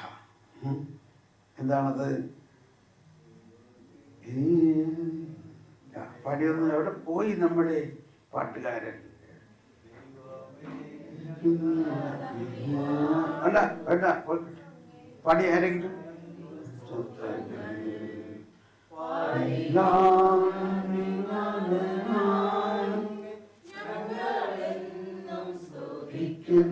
അപ്പൊ അത് സഭയുടെ ഔദ്യോഗിക സ്തോത്രഗീതമാണ്. സഭ മുഴുവനും ആ മാഗ്നിഫിക്കാറ്റ് എന്നുള്ള ഇതിലൊക്കെ എഴുതിയിട്ടുണ്ട്. എല്ലാ ഭാഷയിലും എല്ലാ റീത്തിലും ഇത് സ്തോത്രഗീതമായിട്ട് മാറി. അപ്പൊ ഇതിൻ്റെയൊക്കെ ഒറിജിൻ മനസ്സിലാക്കാൻ വേണ്ടി പറഞ്ഞതാണ്. എനിവേ, അപ്പോൾ നമ്മൾ let's come back to that. ഈ അഗസ്തീനോസിന്റെ ആ 30 വയസ്സ് വരെയുള്ള ജീവിത രീതി കംപ്ലീറ്റ് മാറി.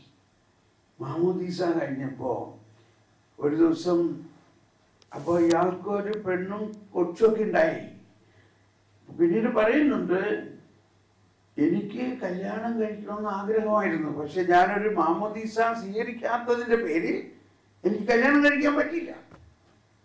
അതുകൊണ്ട് ഞാൻ എൻ്റെ ഭാര്യയെ എന്നുദ്ദേശിക്കുന്നവളുടെ കൂടെ ജീവിച്ചു. കൊച്ചുണ്ടായി.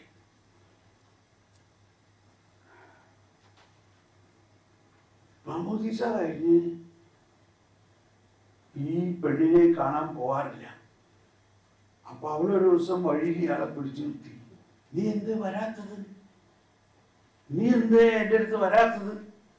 ഞാൻ നിന്റെ അതേ സ്ത്രീയാണ്, നിന്നിൽ നിന്ന് എനിക്കൊരു കുഞ്ഞുണ്ട്, നീ എന്തേ വരാത്തത്? I am the same woman. അപ്പൊ അഗസ്തീനോസ് പറഞ്ഞു, but I am not the same Augustine. ഞാൻ ആ പഴയ അഗസ്തി അല്ല. എന്ത് സംഭവിച്ചു? എന്ത് സംഭവിച്ചു? അതാണ് ക്രിസ്തു കേന്ദ്രീകൃതത്വം എന്ന് പറഞ്ഞാൽ, ക്രിസ്തുവിലായവൻ ഒരു പുതിയ സൃഷ്ടിയാണ്. പുതിയ സൃഷ്ടി. പഴയത് കടന്നുപോയി. അന്ന് വരെ ഉണ്ടായ പഴയ ജീവിതത്തിലുള്ള സകല പാപങ്ങളും മാമോദീസ സമയത്ത് അവസാനിച്ചു. മാമോദീസയ്ക്ക് മുമ്പ് കുമ്പസാരിക്കേണ്ട ആവശ്യമില്ല. അതറിയോ നിങ്ങൾക്ക്? അഡൽട്ട് ബാപ്റ്റിസം നടത്തുമ്പോ കുമ്പസാരിക്കേണ്ട ആവശ്യമില്ല. കുമ്പസാരം മാമോദീസ സ്വീകരിച്ച ആളുകൾക്കല്ലേ.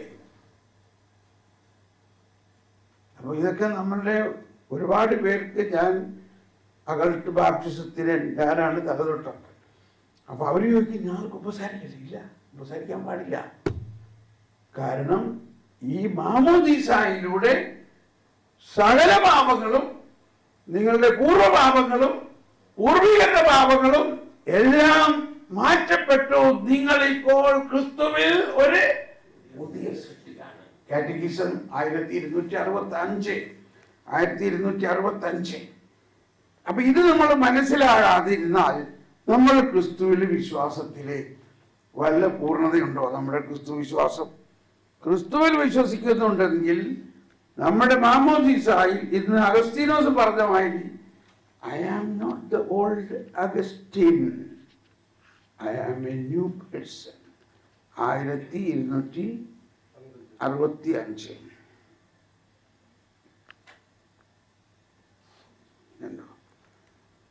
മാമോദീസ എല്ലാ പാപങ്ങളിൽ നിന്നും ശുദ്ധീകരിക്കുക മാത്രമല്ല, വിശ്വാസത്തിലെ നവജാതന് ഒരു പുതിയ സൃഷ്ടി ആക്കുകയും ചെയ്യുന്നു. ദൈവത്തിൻ്റെ ദത്തുപുത്രനും തൽഫലമായി ദൈവിക സ്വഭാവത്തിൽ പങ്കുകാരനും ക്രിസ്തുവിൻ്റെ അവയവവും അവിടുത്തെ സഹ അവകാശിയും പരിശുദ്ധാത്മാവിന്റെ ആലയവുമാകുന്നു. 1266 പറയുന്നത് അതിന്റെ അവസാന ഭാഗം, അങ്ങനെ ക്രൈസ്തവന്റെ അതിസ്വാഭാവിക ജീവിതത്തിന്റെ സംവിധാനം മുഴുവനും മാമോദീസായിൽ വേരൂന്നിയിട്ടുള്ളതാണ്. അപ്പൊ നമ്മള് കുറെ ചാനലുകൾ ഇങ്ങനെ പോയിക്കൊണ്ടിരിക്കുകയാണ്. We come back to Jeremiah കേട്ടോ. അപ്പോ ഈ പുതിയ ഉടമ്പടി പ്രകാരം ആദ്യത്തെ ആനുകൂല്യം എന്താണ്? പുതിയ ഉടമ്പടിയിലെ എന്റെ നിയമം നിങ്ങളുടെ ഹൃദയത്തിൽ നിക്ഷേപിക്കും. അടുത്ത് പറയാൻ, പിന്നെ നിങ്ങൾ ആരും പഠിപ്പിക്കേണ്ടതില്ല. അത് നോക്കി ഇവിടെ ജെർമിയ, കർത്താവിനെ അറിയുക എന്ന് ഇനി ആരും സഹോദരനെയോ അയൽക്കാരനെയോ പഠിപ്പിക്കേണ്ടി വരില്ല. അവർ വലിയ ചെറുപ്പമെന്നെ എല്ലാവരും എന്നെ അറിയും എന്ന് കർത്താവ് ചെയ്യുന്നു. അതാണ് പുതിയ ഉടമ്പടിയിലെ മറ്റൊരു ആനുകൂല്യം. പരിശുദ്ധാത്മാവ് ദൈവത്തെക്കുറിച്ചുള്ള അറിവും ജ്ഞാനവും അവന്റെ ആത്മാവിൽ നിക്ഷേപിക്കും. അതാണ് ജ്ഞാനസ്നാനം. അല്ലെങ്കിൽ ആ ദൈവത്തിന്റെ ആത്മാവ് നമ്മുടെ ആത്മാവിൽ നൽകുന്ന ഏറ്റവും വലിയ അറിവ് ദൈവത്തെക്കുറിച്ചുള്ള അറിവാണ്. അപ്പൊ അത് നമ്മൾ ആ ആനുകൂല്യത്തെ കുറിച്ച് ചിന്തിക്കണം. ഇനി അതിന്റെ അടുത്ത ആനുകൂല്യം എന്താണ്?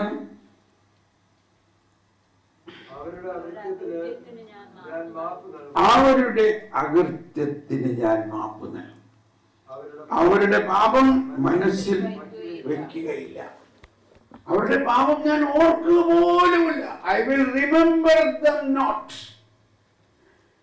ഇങ്ങനെ ഇരിക്കെ നമ്മളിപ്പോഴും നമ്മുടെ മാതാപിതാക്കളുടെയും അപ്പാപ്പന്റെ എല്ലാം ഓർത്തിങ്ങനെ നടക്കണം. അപ്പൊ നമ്മളൊരു ക്രിസ്ത്യാനിയാണോ? അപ്പൊ നമ്മൾ ആരാ? നമ്മളൊരു ഫരിസേയനെ ആവുന്നുള്ളൂ. ഫരിസേയൻ ഇതാണ് ചെയ്യണം. നോക്ക് എന്താണ് നമ്മുടെ അവസ്ഥ. ഈ 150 ധ്യാന കേന്ദ്രമുണ്ട്, 50 വർഷമായിട്ട് നവീകരണമുണ്ട്. എന്നിട്ടും നമ്മുടെ അവസ്ഥ ഒരു ഫരിസേയന്റെ അവസ്ഥയായിട്ടുള്ളൂ.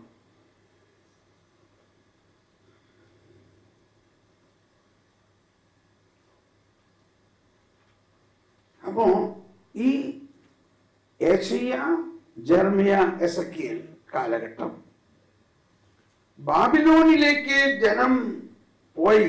അതായത് ഈശോയുടെ അല്ലെങ്കിൽ ദൈവത്തിന്റെ കൽപ്പന ലംഘിച്ച ജനം, ദൈവത്തിന്റെ കൽപ്പന ലംഘിക്കുമ്പോൾ ഉണ്ടാവുന്ന പ്രശ്നം, ദൈവത്തിന് അവരെ സംരക്ഷിക്കാൻ പറ്റുന്നില്ല, ദൈവത്തെ കേൾക്കുന്നില്ല. അപ്പൊ നമ്മൾ ഈ ദൈവസ്വരം കേൾക്കണമെന്ന് പറയുമ്പോൾ ഒരു കാര്യം ഇവിടെ ജെറമ്യ 7:23 പറയുന്നത്, 7:22-23 പറയുകയാണ്, ഈജിപ്തിൽ നിന്നും അവരെ ഞാൻ കൊണ്ടുവന്നപ്പോൾ അവരോട് ഞാൻ ഇതൊന്നും ചെയ്യാൻ പറഞ്ഞിട്ടില്ല.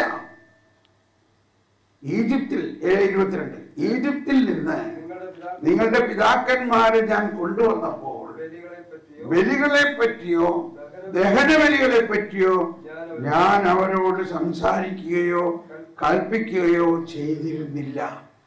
എന്നാൽ എല്ലാവരും ഏറ്റു പറഞ്ഞ്, എന്നാൽ ഒരു കാര്യം ഞാൻ അവരോട് കൽപ്പിച്ചിരുന്നു, എന്റെ വാക്കനുസരിക്കുവിൻ. ഞാൻ നിങ്ങളോട് ദൈവവും നിങ്ങൾ എന്റെ ജനവുമായിരിക്കും. ഞാൻ നിങ്ങളോട് കൽപ്പിക്കുന്ന മാർഗത്തിലൂടെ ചരിക്കുവിൻ, നിങ്ങൾക്ക് ശുഭമായിരിക്കും. അവരാകട്ടെ, എല്ലാവരും അവരാകട്ടെ അനുസരിക്കുകയോ കേൾക്കുക പോലുമോ ചെയ്തില്ല. തങ്ങളുടെ ദുഷ്ടഹൃദയത്തിന്റെ പ്രേരണയനുസരിച്ച് തന്നിഷ്ടം പോലെ അവർ നടന്നു. അവരുടെ നടപ്പ് മുന്നോട്ടല്ല പിന്നോട്ടായിരുന്നു. ഇതിനർത്ഥം എന്താ? അവരിങ്ങനെ പുറോട്ട് ഇങ്ങനെ നടന്നോ? കണ്ടോ? മുന്നോട്ടല്ല, അവരിങ്ങനെ പുറോട്ട് നടന്നു. അതാണ്. എന്താ അതിന്റെ അർത്ഥം? എന്താ അതിന്റെ അർത്ഥം?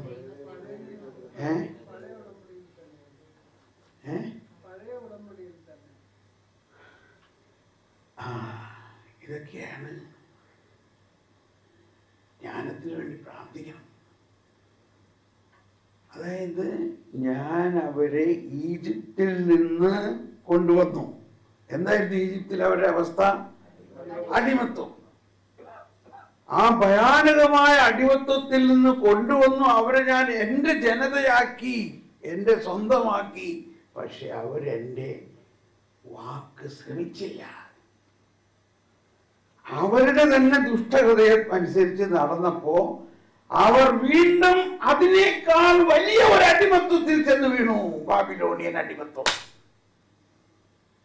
അവരുടെ നടപ്പ് പിന്നോട്ടായിരുന്നു എന്ന് പറഞ്ഞാൽ അവർ വീണ്ടും അടിമത്വത്തിൽ ചെന്നു വീണു. നമ്മളെ സംബന്ധിച്ച് ഇത് വളരെ പ്രധാന ഒരു കാര്യമാണ്. Listening to my voice. ഇംഗ്ലീഷിൽ ഇങ്ങനെയാണ്, listen to my voice. I said only one thing, listen to my voice. പക്ഷേ അവര് അനുസരിക്കുക പോയിട്ട് കേൾക്കുക പോലും ചെയ്തില്ല. അപ്പൊ നമ്മുടെ ഈ വരദാനങ്ങളുടെ എല്ലാം കേന്ദ്രത്തിൽ നമ്മളിവിടെ ഈ ഗ്രൂപ്പിൽ ഇന്നലെ പ്രാർത്ഥിച്ചപ്പോൾ നമ്മൾ എന്ത് ചെയ്തു? നമ്മൾ പരിശുദ്ധാത്മാവെ സംസാരിക്കണേ. നമ്മുടെ പരിശുദ്ധാത്മാവ് നമ്മളോട് സംസാരിച്ചോ? ദൈവത്തിന്റെ സ്വരം കേട്ടോ? ഇതാണ് ഇവിടെ പറയുന്നത്.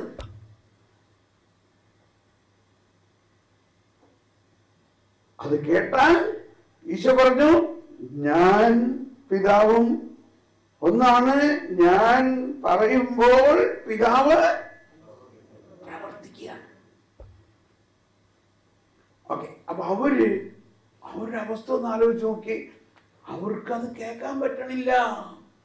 ദൈവത്തിന്റെ സ്വരം കേൾക്കാൻ പറ്റണില്ല, അനുസരിക്കാൻ പറ്റണില്ല. അങ്ങനെ അവർ അവരുടെ തന്നെ ദുഷ്ചിന്തകളിൽ ജീവിച്ചു. ദൈവത്തിന്റെ അനുഗ്രഹം അവർക്ക് കിട്ടുന്നില്ല.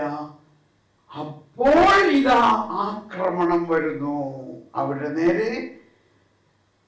നെബൂഖദ്നേസർ സൈന്യവും ബാബിലോണിൽ നിന്നും വന്ന് ജെറുസലേം ആക്രമിച്ചു.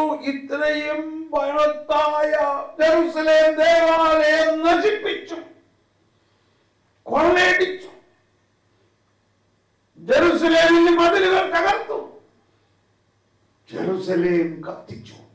ജെറുസലേം നിവാസികളെ അടിമകളാക്കി വലിച്ചരച്ച് അവർ ബാബിലോണിൽ കൊണ്ടുപോയി എറിഞ്ഞു. എവിടെ ഇപ്പൊ ദൈവജനം? ഈ അവസ്ഥയിലാണ്. അവര് മനസ്സിലായി, ഇനി ഞങ്ങൾക്ക് രക്ഷയില്ല, ഞങ്ങളെ രക്ഷിക്കാൻ ദൈവത്തിന് പോലും പറ്റില്ല എന്നവർ വിചാരിക്കുമ്പോഴാണ് ഒരു പയ്യൻ ജെറമിയായെ കർത്താവ് അഭിഷേകം ചെയ്യുന്നത്. വെറും ഒരു ബാലൻ. അവൻ ഏത് സെമിനാരിയിലാണ് പഠിച്ചേ? അവൻ എന്ത് ഫോർമേഷനാ കിട്ടിയത്?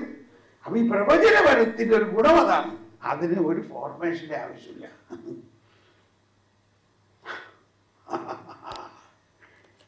ഒന്ന് ഞാനിങ്ങനെ സെമിനാരി പ്രൊഫസർമാരെ കാണുമ്പോൾ ഞാനിങ്ങനെ സംസാരിക്കാറുണ്ട്. നിങ്ങൾ സെമിനാരി കരിക്കുലത്തിലെ പ്രവാചക ഗ്രന്ഥമൊക്കെ പഠിക്കുന്നുണ്ടല്ലോ, പക്ഷെ എങ്ങനെയാണ് പ്രവചനം എന്നുള്ളത് പഠിക്കുന്നുണ്ടോ?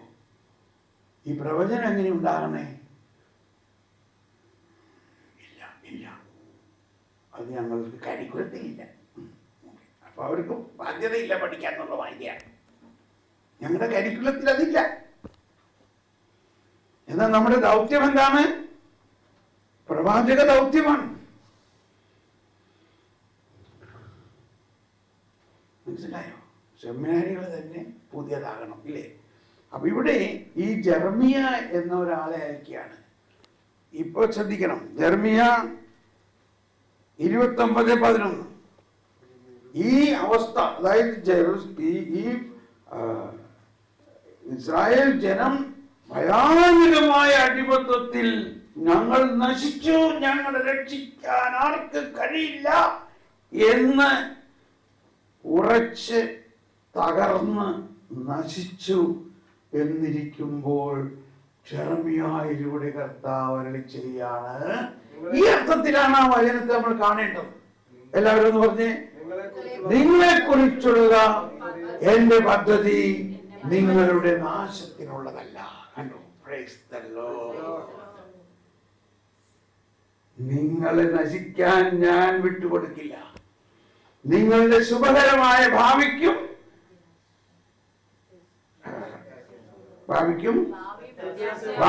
പ്രത്യാശയ്ക്കും നിങ്ങൾ എന്നെ വിളിച്ചപേക്ഷിക്കുമ്പോൾ ഞാൻ നിങ്ങളുടെ പ്രാർത്ഥന കേൾക്കും. ഞാൻ നിങ്ങളെ തിരിച്ചു കൊണ്ടുവരും. ഞാൻ നിങ്ങളുടെ ഐശ്വര്യം പുനഃസ്ഥാപിക്കും. പ്രവചനമാണ്. ഇതാണ് അസ്ഥായിയായ പ്രവചനം. ഇസ്രായേൽ ജനത്തെ തിരിച്ചു കൊണ്ടുവരുന്നതിന്റെ. അവർക്ക് ഇത് കേട്ടിട്ട് വിശ്വസിക്കാൻ പറ്റുന്നില്ല. എന്തേ പറയണത്? എന്നിട്ട് അത് സംഭവിച്ചോ? പണിയുന്നോർസിലെ നഗരീയതാ കരുണാവാരിധി അവനല്ലോ, ചിതറിയൊരു ഇസ്രായേൽ ജനതയെ നാഥൻ വീണ്ടും ചേർക്കുന്നു. കണ്ടോ?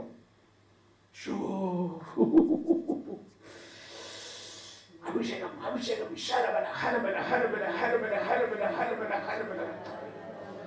ഇതൊന്ന് വിശ്വസിച്ചേ, ഇതൊന്ന് വിശ്വസിച്ചേ, ഇതൊന്ന് വിശ്വസിച്ചേ. കർത്താവ് അവരുടെ ഒരു കഴിവും എടുക്കാതെ ദൈവത്തിന്റെ സൗജന്യമായ രക്ഷ പുതിയ ഉടമ്പടിയിലൂടെ അവർക്ക് നൽകിക്കൊണ്ട് അവരുടെ പാപങ്ങൾ അനുസരിച്ച് അവരോട് പെരുമാറാതെ അവരെ സ്വന്തം ആക്കിയെടുത്ത് നശിച്ച് അടിമത്വത്തിൽ കിടന്ന് അവരുടെ ചങ്ങല പൊട്ടിച്ച്, അതാണ് വിലാപങ്ങൾ മുഴുവനും. ഈ ക്രോണോസ്, അതാണ് ക്രോണോസ് പറഞ്ഞത്. ആ കാലഘട്ടത്തെ നമ്മൾ മനസ്സിലാക്കണം. മറ്റ് പ്രവാചകരുടെ കാലഘട്ടം പോലെയല്ല. യെശയ്യാ, ജെറമ്യാ, എസെക്കിയേൽ കാലഘട്ടം എന്ന് പറയുന്നത് ചിതറിയ ഇസ്രായേൽ ജനത്തെ തിരിച്ചു കൊണ്ടുവന്ന ദൈവത്തിൻ്റെ അത്ഭുതകരമായ ഇടപെടൽ, പുതിയ ഉടമ്പടിയുടെ ആവിർഭാവമാണത്.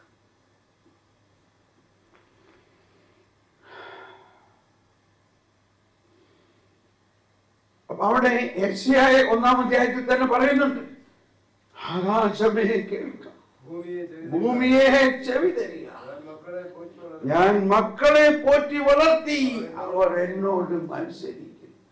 കഴുത, കാള, ഇതൊക്കെ നമുക്കറിയാം. എന്നാൽ എൻ്റെ ജനം എന്നെ അറിയും. എന്നിട്ട് ആ സാഹചര്യത്തിൽ നിന്നും 15-18 വന്നപ്പോഴേക്ക് 1:15-18 വന്നപ്പോ കർത്താവ് അരുളി ചെയ്യാണ്, വരുവിൻ നമുക്ക് രമ്യതപ്പെടാം. നിന്റെ പാപങ്ങൾ കടും ചുവപ്പാണെങ്കിലും ഞാൻ അവയെല്ലാം തൂവെള്ള പോലെയാകും. ഇതെങ്ങനെ? പുതിയ ഉടമ്പടിയുടെ ആവിഷ്കാരമാണത്. അപ്പോ ഈ യെശയ്യായിൽ തന്നെ ഈ യെശയ്യായുടെ ഗോസ്പൽ എന്ന് പറയാം, യെശയ്യായുടെ സുവിശേഷം, ഈശോയിലൂടെ വരാനിരിക്കുന്ന സുവിശേഷത്തെ കുറിച്ചുള്ള പ്രവചനങ്ങളാണ് യെശയ്യാ മുഴുവനും. യെശയ്യാ 42:18 എൻ്റെ അഭിഷിക്തനെ പോലെ, എൻ്റെ ദാസനെ പോലെ അന്ധനായിട്ട് ആരുണ്ട്? അവൻ കണ്ടിട്ടും കാണുന്നില്ല, അവൻ കേട്ടിട്ടും കേൾക്കുന്നില്ല. എന്താണത്? ഈശോ ആരുടെയും പാപത്തെ നോക്കുന്നില്ല. കാരണം ഈശോ വന്നിരിക്കുന്നത് സകല പാപങ്ങളിൽ നിന്നും അവരെ രക്ഷിച്ച് സ്വന്തമാക്കാനാണ് വന്നിരിക്കുന്നത്. അവരെന്റെ സ്വന്തമാണ്. അവരെന്ത് തെറ്റ് ചെയ്താലും അതെല്ലാം ഞാൻ ഏറ്റെടുത്ത് അതിന് പരിഹാരം ചെയ്ത് മോചന ദ്രവ്യം നൽകി അവരെ ഞാൻ വീണ്ടെടുക്കും. അതിനെ വന്നേക്കണേ.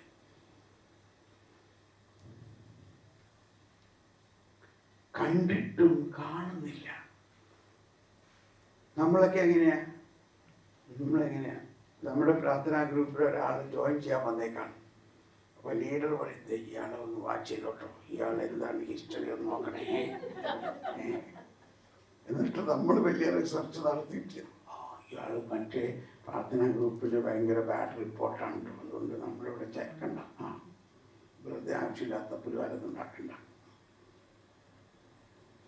എന്നിട്ടപ്പോൾ ലീഡർ അങ്ങനെ വിളിച്ചു, അതെ കുറച്ച് നാൾ കഴിഞ്ഞിട്ട് വാ, കുറച്ചുകൂടിയൊക്കെ പ്രാർത്ഥിച്ച് ഒരുങ്ങിയിട്ട് വാ, ഇപ്പോൾ നമ്മുടെ ഗ്രൂപ്പിൽ ചേർക്കാൻ ചില ബുദ്ധിമുട്ടുണ്ട്.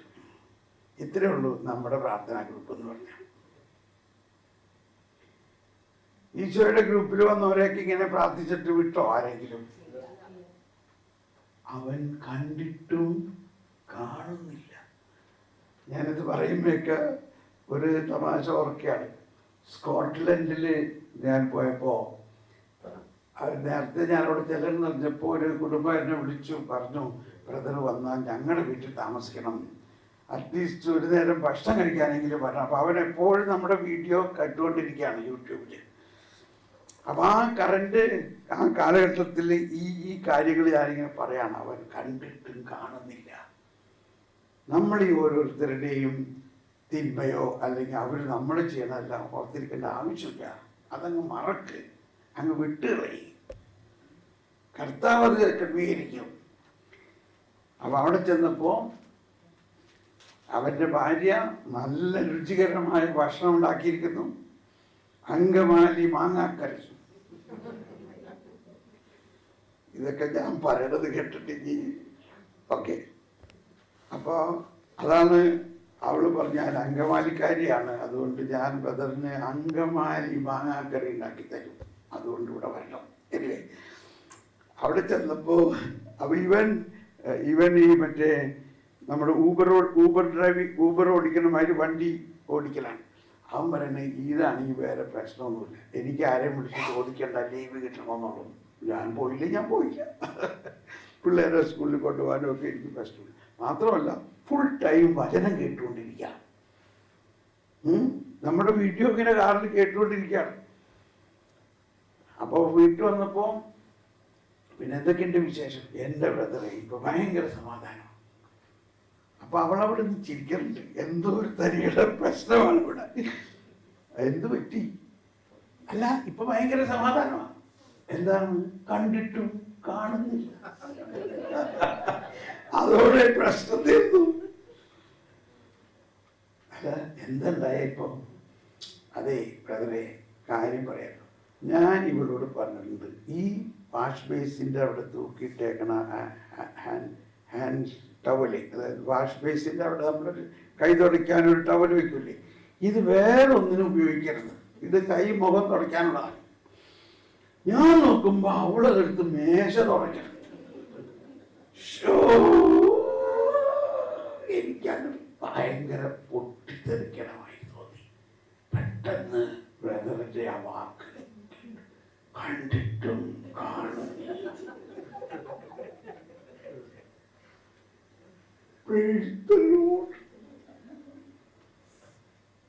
എനിക്ക് വലിയ ഒരു സമാധാനം വന്നു. ഞാനൊന്നും പറഞ്ഞില്ല. ചെറിയ കാര്യമാണില്ലേ, എന്നാലും എന്തൊരു വലിയൊരു കാര്യം. ഇത് ചെയ്താൽ മതി ക്രിസ്ത്യാനിയാവാൻ. ശരിക്കും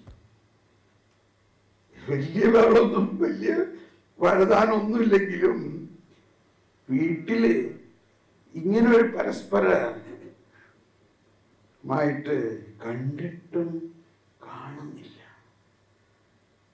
നമ്മുടെ പ്രശ്നം, നമ്മൾ ആരെങ്കിലും എന്തെങ്കിലും തെറ്റ് ചെയ്യണം കണ്ടാൽ ഉടനെ അതിനെ കറക്റ്റ് ചെയ്യണം, ഉടനെ അതിനെ ശാസിക്കണം, ഉടനെ. അതാണ് ഫരിസേയ മനോഭാവം. യേശുവിൻ്റെ മനോഭാവം എന്താണ്?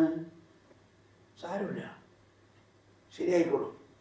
ഞാൻ വന്നിരിക്കുന്നത് ഇതൊക്കെ മാറ്റാനല്ലേ, ഞാൻ മാറ്റും. കണ്ടിട്ടും കാണുന്നില്ല, കേട്ടിട്ടും. അപ്പൊ ഈ ധ്യാനം കൂട്ടിയ ഒരാൾക്ക് ഭയങ്കര സന്തോഷമായി. എന്നിട്ട് പിറ്റേ ദിവസം വന്നിട്ട് പറയാൻ, ബ്രദറെ ഞാൻ അതങ്ങ് പ്രാക്ടിക്കലായിട്ട് ചെയ്യാന്ന് വിചാരിച്ച് വീട്ടിൽ ചെന്നു. എന്തിനു പറയുന്നു, മുഴുവനും എനിക്ക് പരീക്ഷണമായിരുന്നു. അവസാനം ഞാൻ എല്ലാം കടിച്ച് ഇങ്ങനെ നീങ്ങി അവസാനം ഞാനൊരു ചായ ഉണ്ടാക്കണായിരുന്നു. എൻ്റെ കൊച്ചു മോൻ ആ പ്ലാറ്റ്ഫോമിൽ, അതായത് ഇപ്പൊക്കെ മോഡേൺ കിച്ചണാണല്ലോ, അതിൻ്റെ മീതെ കയറി വന്നിട്ട് ആ ചായയില് ഉപ്പുമായിട്ട് ഉപ്പ് പഞ്ചസാര, അവനുദ്ദേശിക്കാൻ പഞ്ചസാര ഇടാന്ന് പറഞ്ഞു. പക്ഷെ ഇട്ടത് പഞ്ചസാരയ്ക്ക് പകരം ഉപ്പ്. അതോടെ കൺട്രോൾ പോയി. അങ്ങനെ ഞാൻ അവസാനം ഫെയിലായി. ഇനി നാളെ മതി ഒന്നും കൂടി നോക്കാം. എങ്ങനെയുണ്ട് നമുക്കൊന്ന് നോക്കാം. അങ്ങനെ പ്രശ്നം ഇതാണ്, നമ്മൾ വലിയ കുർബാനയും കുമ്പസാരമെല്ലാം കഴിച്ച് വീട്ടിൽ വന്നു. വളരെ ഇനി ആരോടും ദേഷ്യപ്പെടില്ല എന്നൊക്കെ വിചാരിച്ചിരിക്കുമ്പോൾ ഭർത്താവ് ചായ കുടിച്ച കപ്പ മേശമ്മ, അപ്പം അതവിടെ മറിഞ്ഞ് വീണ ചായ മുഴുവനും മേശമ്മ. ഇത് കണ്ടുകൊണ്ടാണ് നമ്മൾ പള്ളിയിൽ നിന്ന് കുമ്പസാരമൊക്കെ കഴിഞ്ഞ് വന്നേക്കണത്. എന്തായിരിക്കും അവിടുത്തെ പൂരം? കണ്ട വഴി തന്നെ സകല കൺട്രോളും പോയി. തിരിഞ്ഞ് കാണിച്ചേക്കുന്നത് ആ ചായ കുടിച്ച കപ്പ ഇവിടെ ആവശ്യമില്ല, നിങ്ങൾക്ക് അത് കൈ വെച്ചിട്ടുണ്ട്, നിങ്ങൾക്ക് അത് കഴിക്കാൻ പറ്റില്ലേ? ഭയങ്കര ഒച്ച. അത് കേട്ട് കൊച്ച് വന്നിട്ട്, അമ്മമ്മേ അമ്മ പള്ളിയിൽ നിന്ന് വന്നിട്ട് ഇങ്ങനെയാണ് പറയുന്നത്. അങ്ങനെയാണെങ്കിൽ ഞങ്ങൾ പള്ളിയിൽ പോകാത്തവരാണല്ലോ നല്ലത്. പൂർത്തിയായി.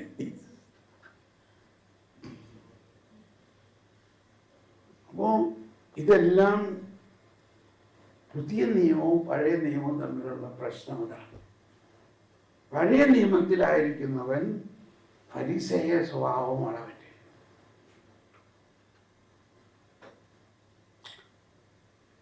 പുതിയ നിയമത്തിലായിരിക്കുന്നവൻ ഈശോയുടെ സ്വഭാവമായിരിക്കും. അവൻ കണ്ടിട്ടും കാണുന്നില്ല,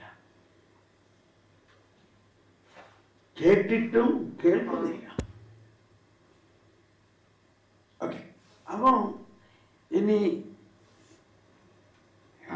അപ്പൊ ഈ പുതിയ നിയമത്തിന്റെ അല്ലെ മറ്റൊരു കാര്യം, പുതിയ വീഞ്ഞ് പഴയ തോൽക്കുടത്തിൽ നിറച്ചു വെക്കാൻ പറ്റില്ല. ഇതിന്റെ അർത്ഥം എന്താ? എന്താണ് പുതിയ വീഞ്ഞ്, എന്താണ് പഴയ വീഞ്ഞ്?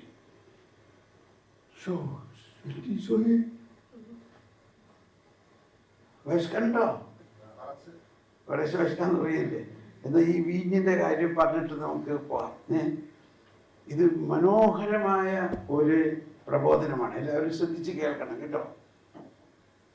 ഇതൊക്കെ നമ്മുടെ അഭിഷേകവുമായിട്ട് വളരെ ബന്ധപ്പെട്ട കാര്യമാണ്. പഴയ നിയമത്തിലെ അഭിഷേകം, പുതിയ നിയമത്തിലെ അഭിഷേകവും. അഹരോന്റെ തലയിൽ നിന്ന് താടിയിലേക്ക് ഇറങ്ങി കഴുത്തിന്റെ പട്ടയിലുടങ്കിയിലേക്ക് ഒഴുകുന്ന അഭിഷേക തൈലം പോലെയാണത്. സഹോദര ഏക മനസ്സായി ഒരുമിച്ച് ജീവിക്കുന്നു. അപ്പൊ അതുകൊണ്ടാണ് ഈശോ സഭയുടെ അടിസ്ഥാനം അപ്പസ്തോലന്മാരെ തിരഞ്ഞെടുത്തപ്പോ നോക്കി, ആദ്യത്തെ ഈ 2 അപ്പസ്തോലന്മാര് സഹോദരരാണ്, ഒരു വീട്ടിൽ നിന്ന് തന്നെ. എന്തിനാണത്? എന്തിനാ ഈ ഒരു വീട്ടിൽ നിന്ന് തന്നെയുള്ളവരെ എടുക്കണേ? വേറെ ആൾക്കാരെ എടുത്തൂടെ നമുക്ക് ചിന്തിക്കില്ലേ? അപ്പൊ അതിന്റെ കാരണം ആദത്തിന്റെ പാപം മൂലമുണ്ടായ പരിണത ഫലം സഹോദരൻ തമ്മിൽ വെട്ടിക്കൊല്ലുന്നവരായി. സഹോദരൻ സഹോദരനെ കൊന്നു. ആ അവസ്ഥയെ തിരിച്ചു പിടിച്ചുകൊണ്ട് സഹോദര സ്നേഹത്തിൽ അടിസ്ഥാനമിട്ടിട്ടാണ് കർത്താവ് സഭ പണിതത്. അതാണ് പുതുവീഞ്ഞിന്റെ ഒരു വശം, സഹോദര സ്നേഹം.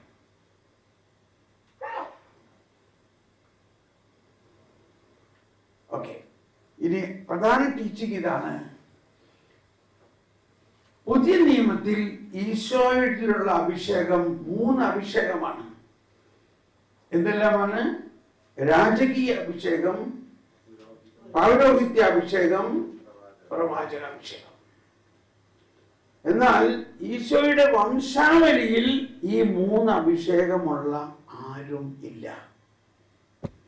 അതുകൊണ്ട് വംശാവലി ഗ്രന്ഥത്തിന്റെ ആരംഭത്തിൽ നമുക്ക് കാണാം, താങ്ക് ഗോഡ്, മത്തായി 1:1 പറയുന്നത് എന്താണ്? അബ്രാഹത്തിന്റെ മകനായ ദാവീദിന്റെ മകനായ യേശുവിന്റെ വംശാവലി കണ്ടോ. അപ്പൊ ഈ വംശാവലിയിൽ അബ്രാഹത്തിന്റെ വംശാവലി എന്ന് പറഞ്ഞാൽ പോരായിരുന്നോ? അബ്രാഹത്തിന്റെ മകനായ യേശുവിന്റെ വംശാവലി എന്ന് പറഞ്ഞാൽ മതിയായിരുന്നോ? ദാവീദ് അതിനകത്ത് ഓട്ടോമാറ്റിക്കലി വരൂലേ? ഇംഗ്ലീഷിൽ ഇങ്ങനെയാണ്, the genealogy of Jesus Christ, son of David, son of Abraham. Abraham 2ാം സ്ഥാനത്ത് അവിടെ വന്നേക്കണം. അപ്പോ അത് അഭിഷേകത്തിന്റെ മുറയിലാണ് ഈ വംശാവലി.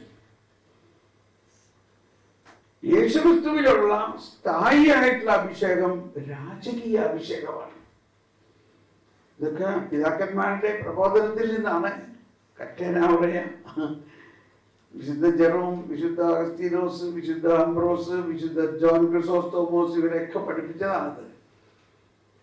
യേശുക്രിസ്തുവിൽ ഉള്ള 3 അഭിഷേകത്തിലേക്ക് വംശാവലിയിലൂടെ കൊണ്ടുവരുന്നതിന് 2 പിതാക്കന്മാരുടെ അഭിഷേകത്തെ സ്പ്ലൈസ് ചെയ്യേണ്ടി വന്നു, ഒരുമിപ്പിക്കേണ്ടി വന്നു. അബ്രാഹത്തിൽ ഉള്ള 2 അഭിഷേകവും ദാവീദിലുള്ള 2 അഭിഷേകവും. അബ്രാഹത്തിലുള്ള അഭിഷേകം പൗരോഹിത്യ അഭിഷേകവും പ്രവാചക അഭിഷേകവുമാണ്. രാജകീയ അഭിഷേകം അബ്രാഹത്തിനില്ല. എന്നാൽ അതുപോലെ തന്നെ ദാവീദിനോടുള്ളത് 2 അഭിഷേകമേ ഉള്ളൂ, രാജകീയ അഭിഷേകവും പ്രവാചക അഭിഷേകവും. പൗരോഹിത്യ അഭിഷേകം ഇല്ല. ഇപ്പൊ ഞാനിത് പറഞ്ഞു വന്നപ്പോ എനിക്ക് വേറൊരു പ്ലസ് പോയിന്റ് കിട്ടുകയാണ്. ഈ 2 പേരിലുമുള്ള കോമൺ അഭിഷേകം എന്താ? പ്രവാചക അഭിഷേകം. Praise the Lord. കണ്ടോ? അപ്പൊ ഈ രണ്ട് അഭിഷേകങ്ങളെയും മിക്സ് ചെയ്തിട്ട് ഒരു മുപ്പിരിച്ചരടാക്കി യേശുക്രിസ്തുവിൽ കൊണ്ടുവന്നു. യേശുക്രിസ്തുവിലുള്ള അഭിഷേകം എത്രയാണ്? രാജകീയവും പ്രവാചകവും പൗരോഹിത്യവും. അപ്പൊ ഈ മൂന്ന് അഭിഷേകത്തിലേക്ക് ജീനോളജിക്കലായിട്ട് വരാൻ ഈ രണ്ട് പിതാക്കന്മാരുടെ അഭിഷേകത്തെ എടുക്കേണ്ടതായി വന്നു. ഇനി മനസ്സിലാക്കി, അതാണ് പുതുവീഞ്ഞ്. അതാണ് പുതുവീഞ്ഞ്. പുതുവീഞ്ഞ് എന്ന് പറഞ്ഞാൽ യേശുക്രിസ്തുവിലുള്ള ത്രിവിധ അഭിഷേകത്തെ നൽകുന്ന അഭിഷേകം.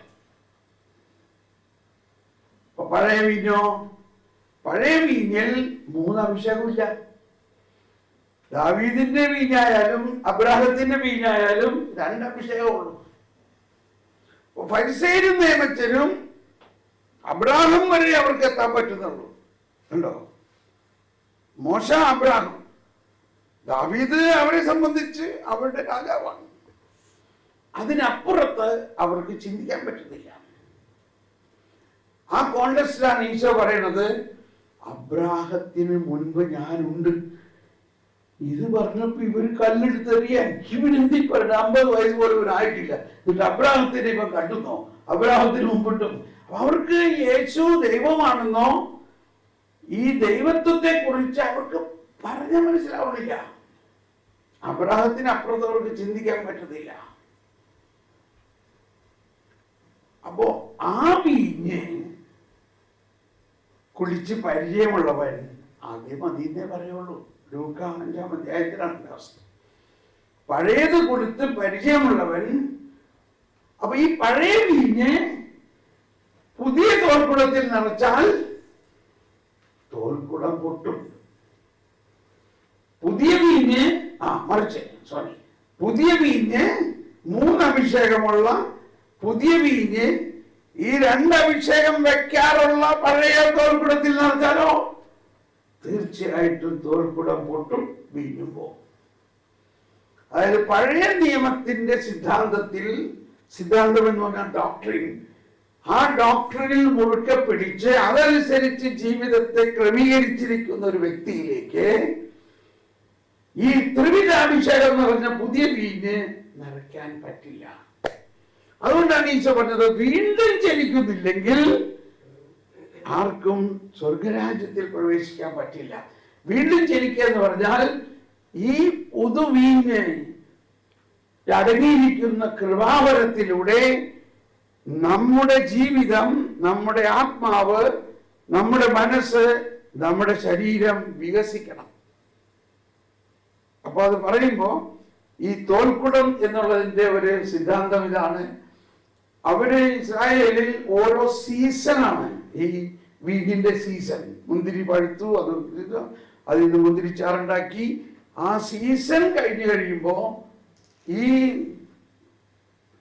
മുന്തിരിച്ചാർ അല്ലെങ്കിൽ ഈ വീഞ്ഞെടുക്കാൻ ഉപയോഗിക്കുന്ന തോൽക്കുടങ്ങൾ തുകൽ കൊണ്ടുണ്ടാക്കിയിരിക്കുന്നതാണ്. അത് കഴുകി മടക്കി വെക്കും അവര്. ഇനി അടുത്ത സീസൺ വരുമ്പോൾ അപ്പോഴേക്കും ഈ തോൽക്കുടം മരം പോലെ ആവും. മരം പോലെ, മനസ്സിലായോ? മരം പോലെ ആവും. ഇനി അവരെന്ത് ചെയ്യുമെന്നറിയോ? ഈ തോൽക്കുടങ്ങളെ 10 ദിവസത്തോളം വെള്ളത്തിൽ കുതിർത്തിയിടും. അതിനുശേഷം 3 ദിവസം എണ്ണയിലിടും. അപ്പോ ഈ തോൽക്കുടം വളരെ സോഫ്റ്റായി വികസിക്കും. ഇതൊക്കെ ഭയങ്കര പോയിന്റാണ്. ഇതൊക്കെ ഈശോയുടെ, ഇതെല്ലാം ഈ പുതിയ നിയമത്തിലെ നവീകരണവും ഒരു പുതിയ സൃഷ്ടിയാവുന്നതിൻ്റെ എല്ലാം തത്വമാണ്. അപ്പോ അതിലിങ്ങനെയാണ് ചിന്തിക്കേണ്ടത്. ഈ പുതിയ ആ പഴയ തോൽക്കുടം 10 ദിവസം വെള്ളത്തിലിടുന്നത് ക്രിസ്തുവിന്റെ വചനം ഭക്ഷിക്കുന്നതിന് തുല്യമാണ്. ക്രിസ്തുവിന്റെ വചനം 3 ദിവസം എണ്ണയിലിടുന്നത് പരിശുദ്ധാത്മാവിൽ നിറയുന്നതിന്റെ തുല്യമാണ്. അങ്ങനെ 10 ദിവസം ക്രിസ്തുവിന്റെ വചനവും കേട്ട് 3 ദിവസം പരിശുദ്ധാത്മാവിൽ നിറഞ്ഞു കഴിയുമ്പോൾ മനസ്സിലായില്ലേ, നല്ലൊരു ധ്യാനം കൂടിയില്ലേ, നമ്മൾ ആരായി? പുതിയ സൃഷ്ടിയായി. ശരിക്കും 10 ദിവസത്തെ ഒരു ധ്യാനവും കൂടിക്കഴിയും. ആ അവസ്ഥയിൽ ഈ പുതുവീഞ്ഞ് നിറയും. Praise the Lord, ഇല്ലേ? അതിനു മുമ്പ് നിറച്ചാൽ ആ പഴയ മനുഷ്യൻ ഫരിസേയ സ്വഭാവം നിലനിൽക്കെ നമ്മളിൽ പുതുവീഞ്ഞ് നിറച്ചാൽ അത് ബലപ്പെടില്ല. കാര്യം മനസ്സിലായില്ലേ? എന്തുകൊണ്ടാണ് ഇപ്പോഴും നമ്മുടെ തോൽക്കുടം പൊട്ടുന്നത്? അതായത് പൊട്ടിത്തെറി. നിസാര കാര്യത്തിന് നമ്മൾ പൊട്ടിത്തെറിക്കും. ശത്രുത, കലഹം, കോപം, വിഭാഗീയ ചിന്ത, മാത്സര്യം, അഹങ്കാരം, അസൂയ, ഇതെല്ലാം നമ്മളിൽ ഇപ്പോഴും ഉണ്ടോ ഇല്ലയോ? കുറേശ്ശെങ്കിലും ഉണ്ടല്ലോ. അതിന്റെ കാരണം നമ്മളിൽ ഇതെല്ലാം പറയാൻ തുടങ്ങിയത് വിശുദ്ധീകരണ പ്രാർത്ഥിച്ചതിന്റെ ആവശ്യകതയാണ്. അപ്പൊ നമ്മളിൽ നൽകപ്പെട്ടിരിക്കുന്ന പുതുവീഞ്ഞുകൊണ്ട് നമ്മളെ തന്നെ വിശുദ്ധീകരിച്ച് നമ്മളിലുള്ള പഴയ സ്വഭാവങ്ങളെ ദൈവം തന്നെ എടുത്തു മാറ്റുന്ന ഒരു അനുഭവത്തിലേക്ക് വരണം. ഒരു നിമിഷം കണ്ടടച്ച് നമ്മിൽ വസിക്കുന്ന പരിശുദ്ധാത്മാവിനോട് പ്രാർത്ഥിക്കാം. സൃഷ്ടാവാം പാവനാത്മാവേ, എന്നിൽ വസിക്കുന്ന പരിശുദ്ധാത്മാവേ, എന്നെ വിശുദ്ധീകരിക്കണമേ. എന്റെ ആത്മാവിനെ ഞാൻ സമർപ്പിക്കുന്നു. എന്റെ ആത്മാവിൽ കടന്നുകൂടിയിരിക്കുന്ന എല്ലാ അശുദ്ധിയെയും വിശുദ്ധീകരിക്കണമേ. എന്റെ അബോധ മനസ്സ്, ഉപബോധ മനസ്സ്, ഇന്ദ്രിയങ്ങള്, മനസാക്ഷി, ഇവയെല്ലാം ഞാൻ സമർപ്പിക്കുന്നു. എന്നിൽ വസിക്കുന്ന പരിശുദ്ധാത്മാവേ, എൻ്റെ അബോധ മനസ്സിൽ കടന്ന് അവിടെ കെട്ടിക്കിടക്കുന്ന എല്ലാ അശുദ്ധിയും വിശുദ്ധീകരിക്കണമേ. എൻ്റെ ഇന്ദ്രിയങ്ങളിൽ വിശുദ്ധീകരിക്കണമേ. ഒന്ന് ഭാഷാവരത്തിൽ ചോദിച്ചു പ്രാർത്ഥിക്കാം. പരിശുദ്ധാത്മാവേ,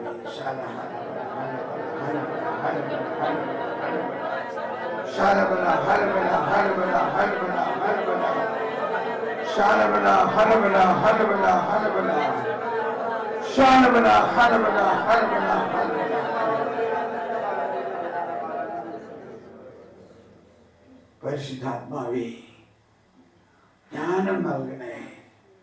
ദൈവസ്നേഹം നിറയ്ക്കണമേ. സ്നേഹം, ശാന്തി, ആനന്ദം ആത്മാവിന്റെ ഫലങ്ങൾ കൊണ്ട് എന്നെ നിറയ്ക്കണമേ.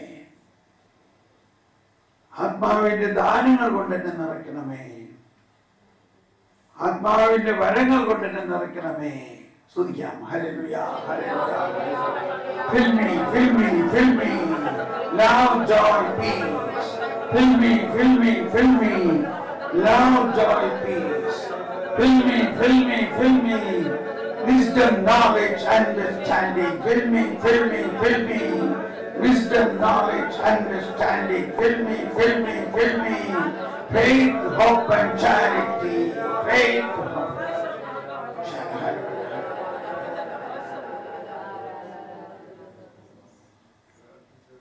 ഇങ്ങനെ നമ്മൾ വ്യക്തിപരമായി പ്രാർത്ഥിക്കുന്നതിൻ്റെ സംവിധാനമാണ് ആ പേഴ്സണൽ പ്രയറിൽ കാണിച്ചിരിക്കുന്നത്. ഇതിന്റെ മലയാളം എന്ന് തരും. അപ്പൊ ഇങ്ങനെ നമ്മൾ പ്രാർത്ഥിക്കുമ്പോൾ നമ്മുടെ ആന്തരിക മനസ്സ് ക്ലീൻ ആകും. അപ്പോഴാണ് ഈ വരങ്ങൾ കൂടുതൽ പ്രവർത്തിക്കുന്നത്. അപ്പൊ ആ 3 അഭിഷേകത്തിൽ രാജകീയ അഭിഷേകം, പ്രവാചക അഭിഷേകം. ആ പ്രവാചക അഭിഷേകം നമ്മളിൽ തുറക്കണം. പൗരോഹിത്യ അഭിഷേകം ഇതൊക്കെ നമ്മളിലുണ്ട്. എന്നാൽ അതിന്റെ മുകളിൽ ചാരം കൊണ്ട് കിടക്കുകയാണ്. രാവിലെ നമ്മൾ അടുപ്പ് കനൽ അവിടെ ഉണ്ടെന്നറിയാം. പക്ഷെ അമ്മച്ചി എന്ത് ചെയ്യും? ആ ചാരം മാറ്റി ഊതി കഴിയുമ്പോൾ അതേ തീച്ചുരിച്ചു. ഇത്രയുള്ള കാര്യം. നമ്മുടെ ഉള്ളിലുള്ള അഭിഷേകം ഒരിക്കലും നഷ്ടപ്പെടില്ല. അത് ദൈവം നമുക്ക് തന്നേക്കുന്നതാണ്. പക്ഷെ അത് ചാരം പൂണ്ട് കിടക്കാം. കാരണം ഇന്നും നമ്മൾ ജീവിക്കുന്ന സാഹചര്യം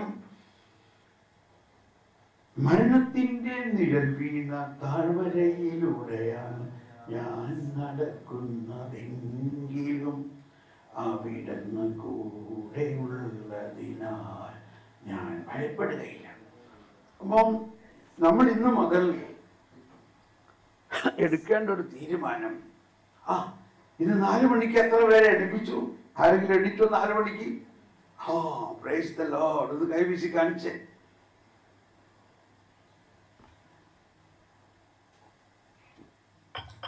നിങ്ങൾ നിസാരമായിട്ട് എടുക്കരുത്. നിങ്ങൾ 4 മണിക്ക് അടിക്കുന്നതിന് വേണ്ടി ഞാൻ ഒരു 3:45 എഡിറ്റ് നിങ്ങൾക്ക് വേണ്ടി പ്രാർത്ഥിക്കുന്നുണ്ടെന്ന് മനസ്സിലാക്കണം. എല്ലാ ദിവസവും അങ്ങനെ എൻ്റെ ആത്മാവും നിങ്ങളുമായിട്ടൊരു കണക്ഷൻ ഉണ്ടാക്കാൻ പറ്റും. എല്ലാവർക്കും പറ്റും ഇതൊക്കെ. അങ്ങനെയുള്ളൊരു സംവിധാനത്തിൽ വിശ്വസിക്കണം. ഇത്ര വിശ്വസിച്ചാൽ മതി. ദൈവാത്മാവ് എല്ലാവരിലും ഉണ്ടെന്നു മനസ്സിലായോ? നമ്മൾ ക്രിസ്തുവിന്റെ ശരീരത്തിലെ അവയവങ്ങളാണ്. നമ്മൾ ഒറ്റ ശരീരമാണ്. എന്നാൽ പല ആത്മാക്കളും പല ശരീരമാണ്. നമ്മൾ ക്രിസ്തുവിലൂടെ ഒറ്റ ശരീരമായി പരിശുദ്ധാത്മാവിന്റെ ഐക്യത്തിൽ. അതുകൊണ്ട് എൻ്റെ ആത്മാവിൽ നിങ്ങളുടെ ആത്മാവിനോട് എനിക്ക് കമ്മ്യൂണിക്കേറ്റ് ചെയ്യാം. That's it. ഇനി നിങ്ങളുടെ ക്ഷമ പരീക്ഷിക്കുന്നില്ല. നമുക്ക് ഭക്ഷണം കഴിക്കാം അല്ലേ? 3/4 മണിക്കൂർ കൊണ്ട് തിരിച്ചു വരിക. എന്നിട്ട് നമ്മൾ അടുത്ത ക്ലാസ്സിലേക്ക് കയറാം. ഇന്നത്തെ ഗ്രൂപ്പ് എങ്ങനെ ഉണ്ടായിരുന്നു? നന്നായിരുന്നില്ലേ? Very good. അപ്പൊ ഇന്ന് നമുക്കിനി അതിൻ്റെ ഒരു അല്പം റിപ്പോർട്ടിങ് ചെയ്യണം.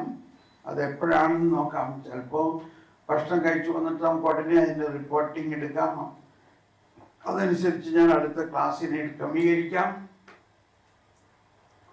ഇപ്പൊ കേട്ട കാര്യങ്ങൾ കൊണ്ട് പ്രയോജനം ഉണ്ടായോ? ഒരുപാട് പ്രയോജനം ഉണ്ടായില്ലേ?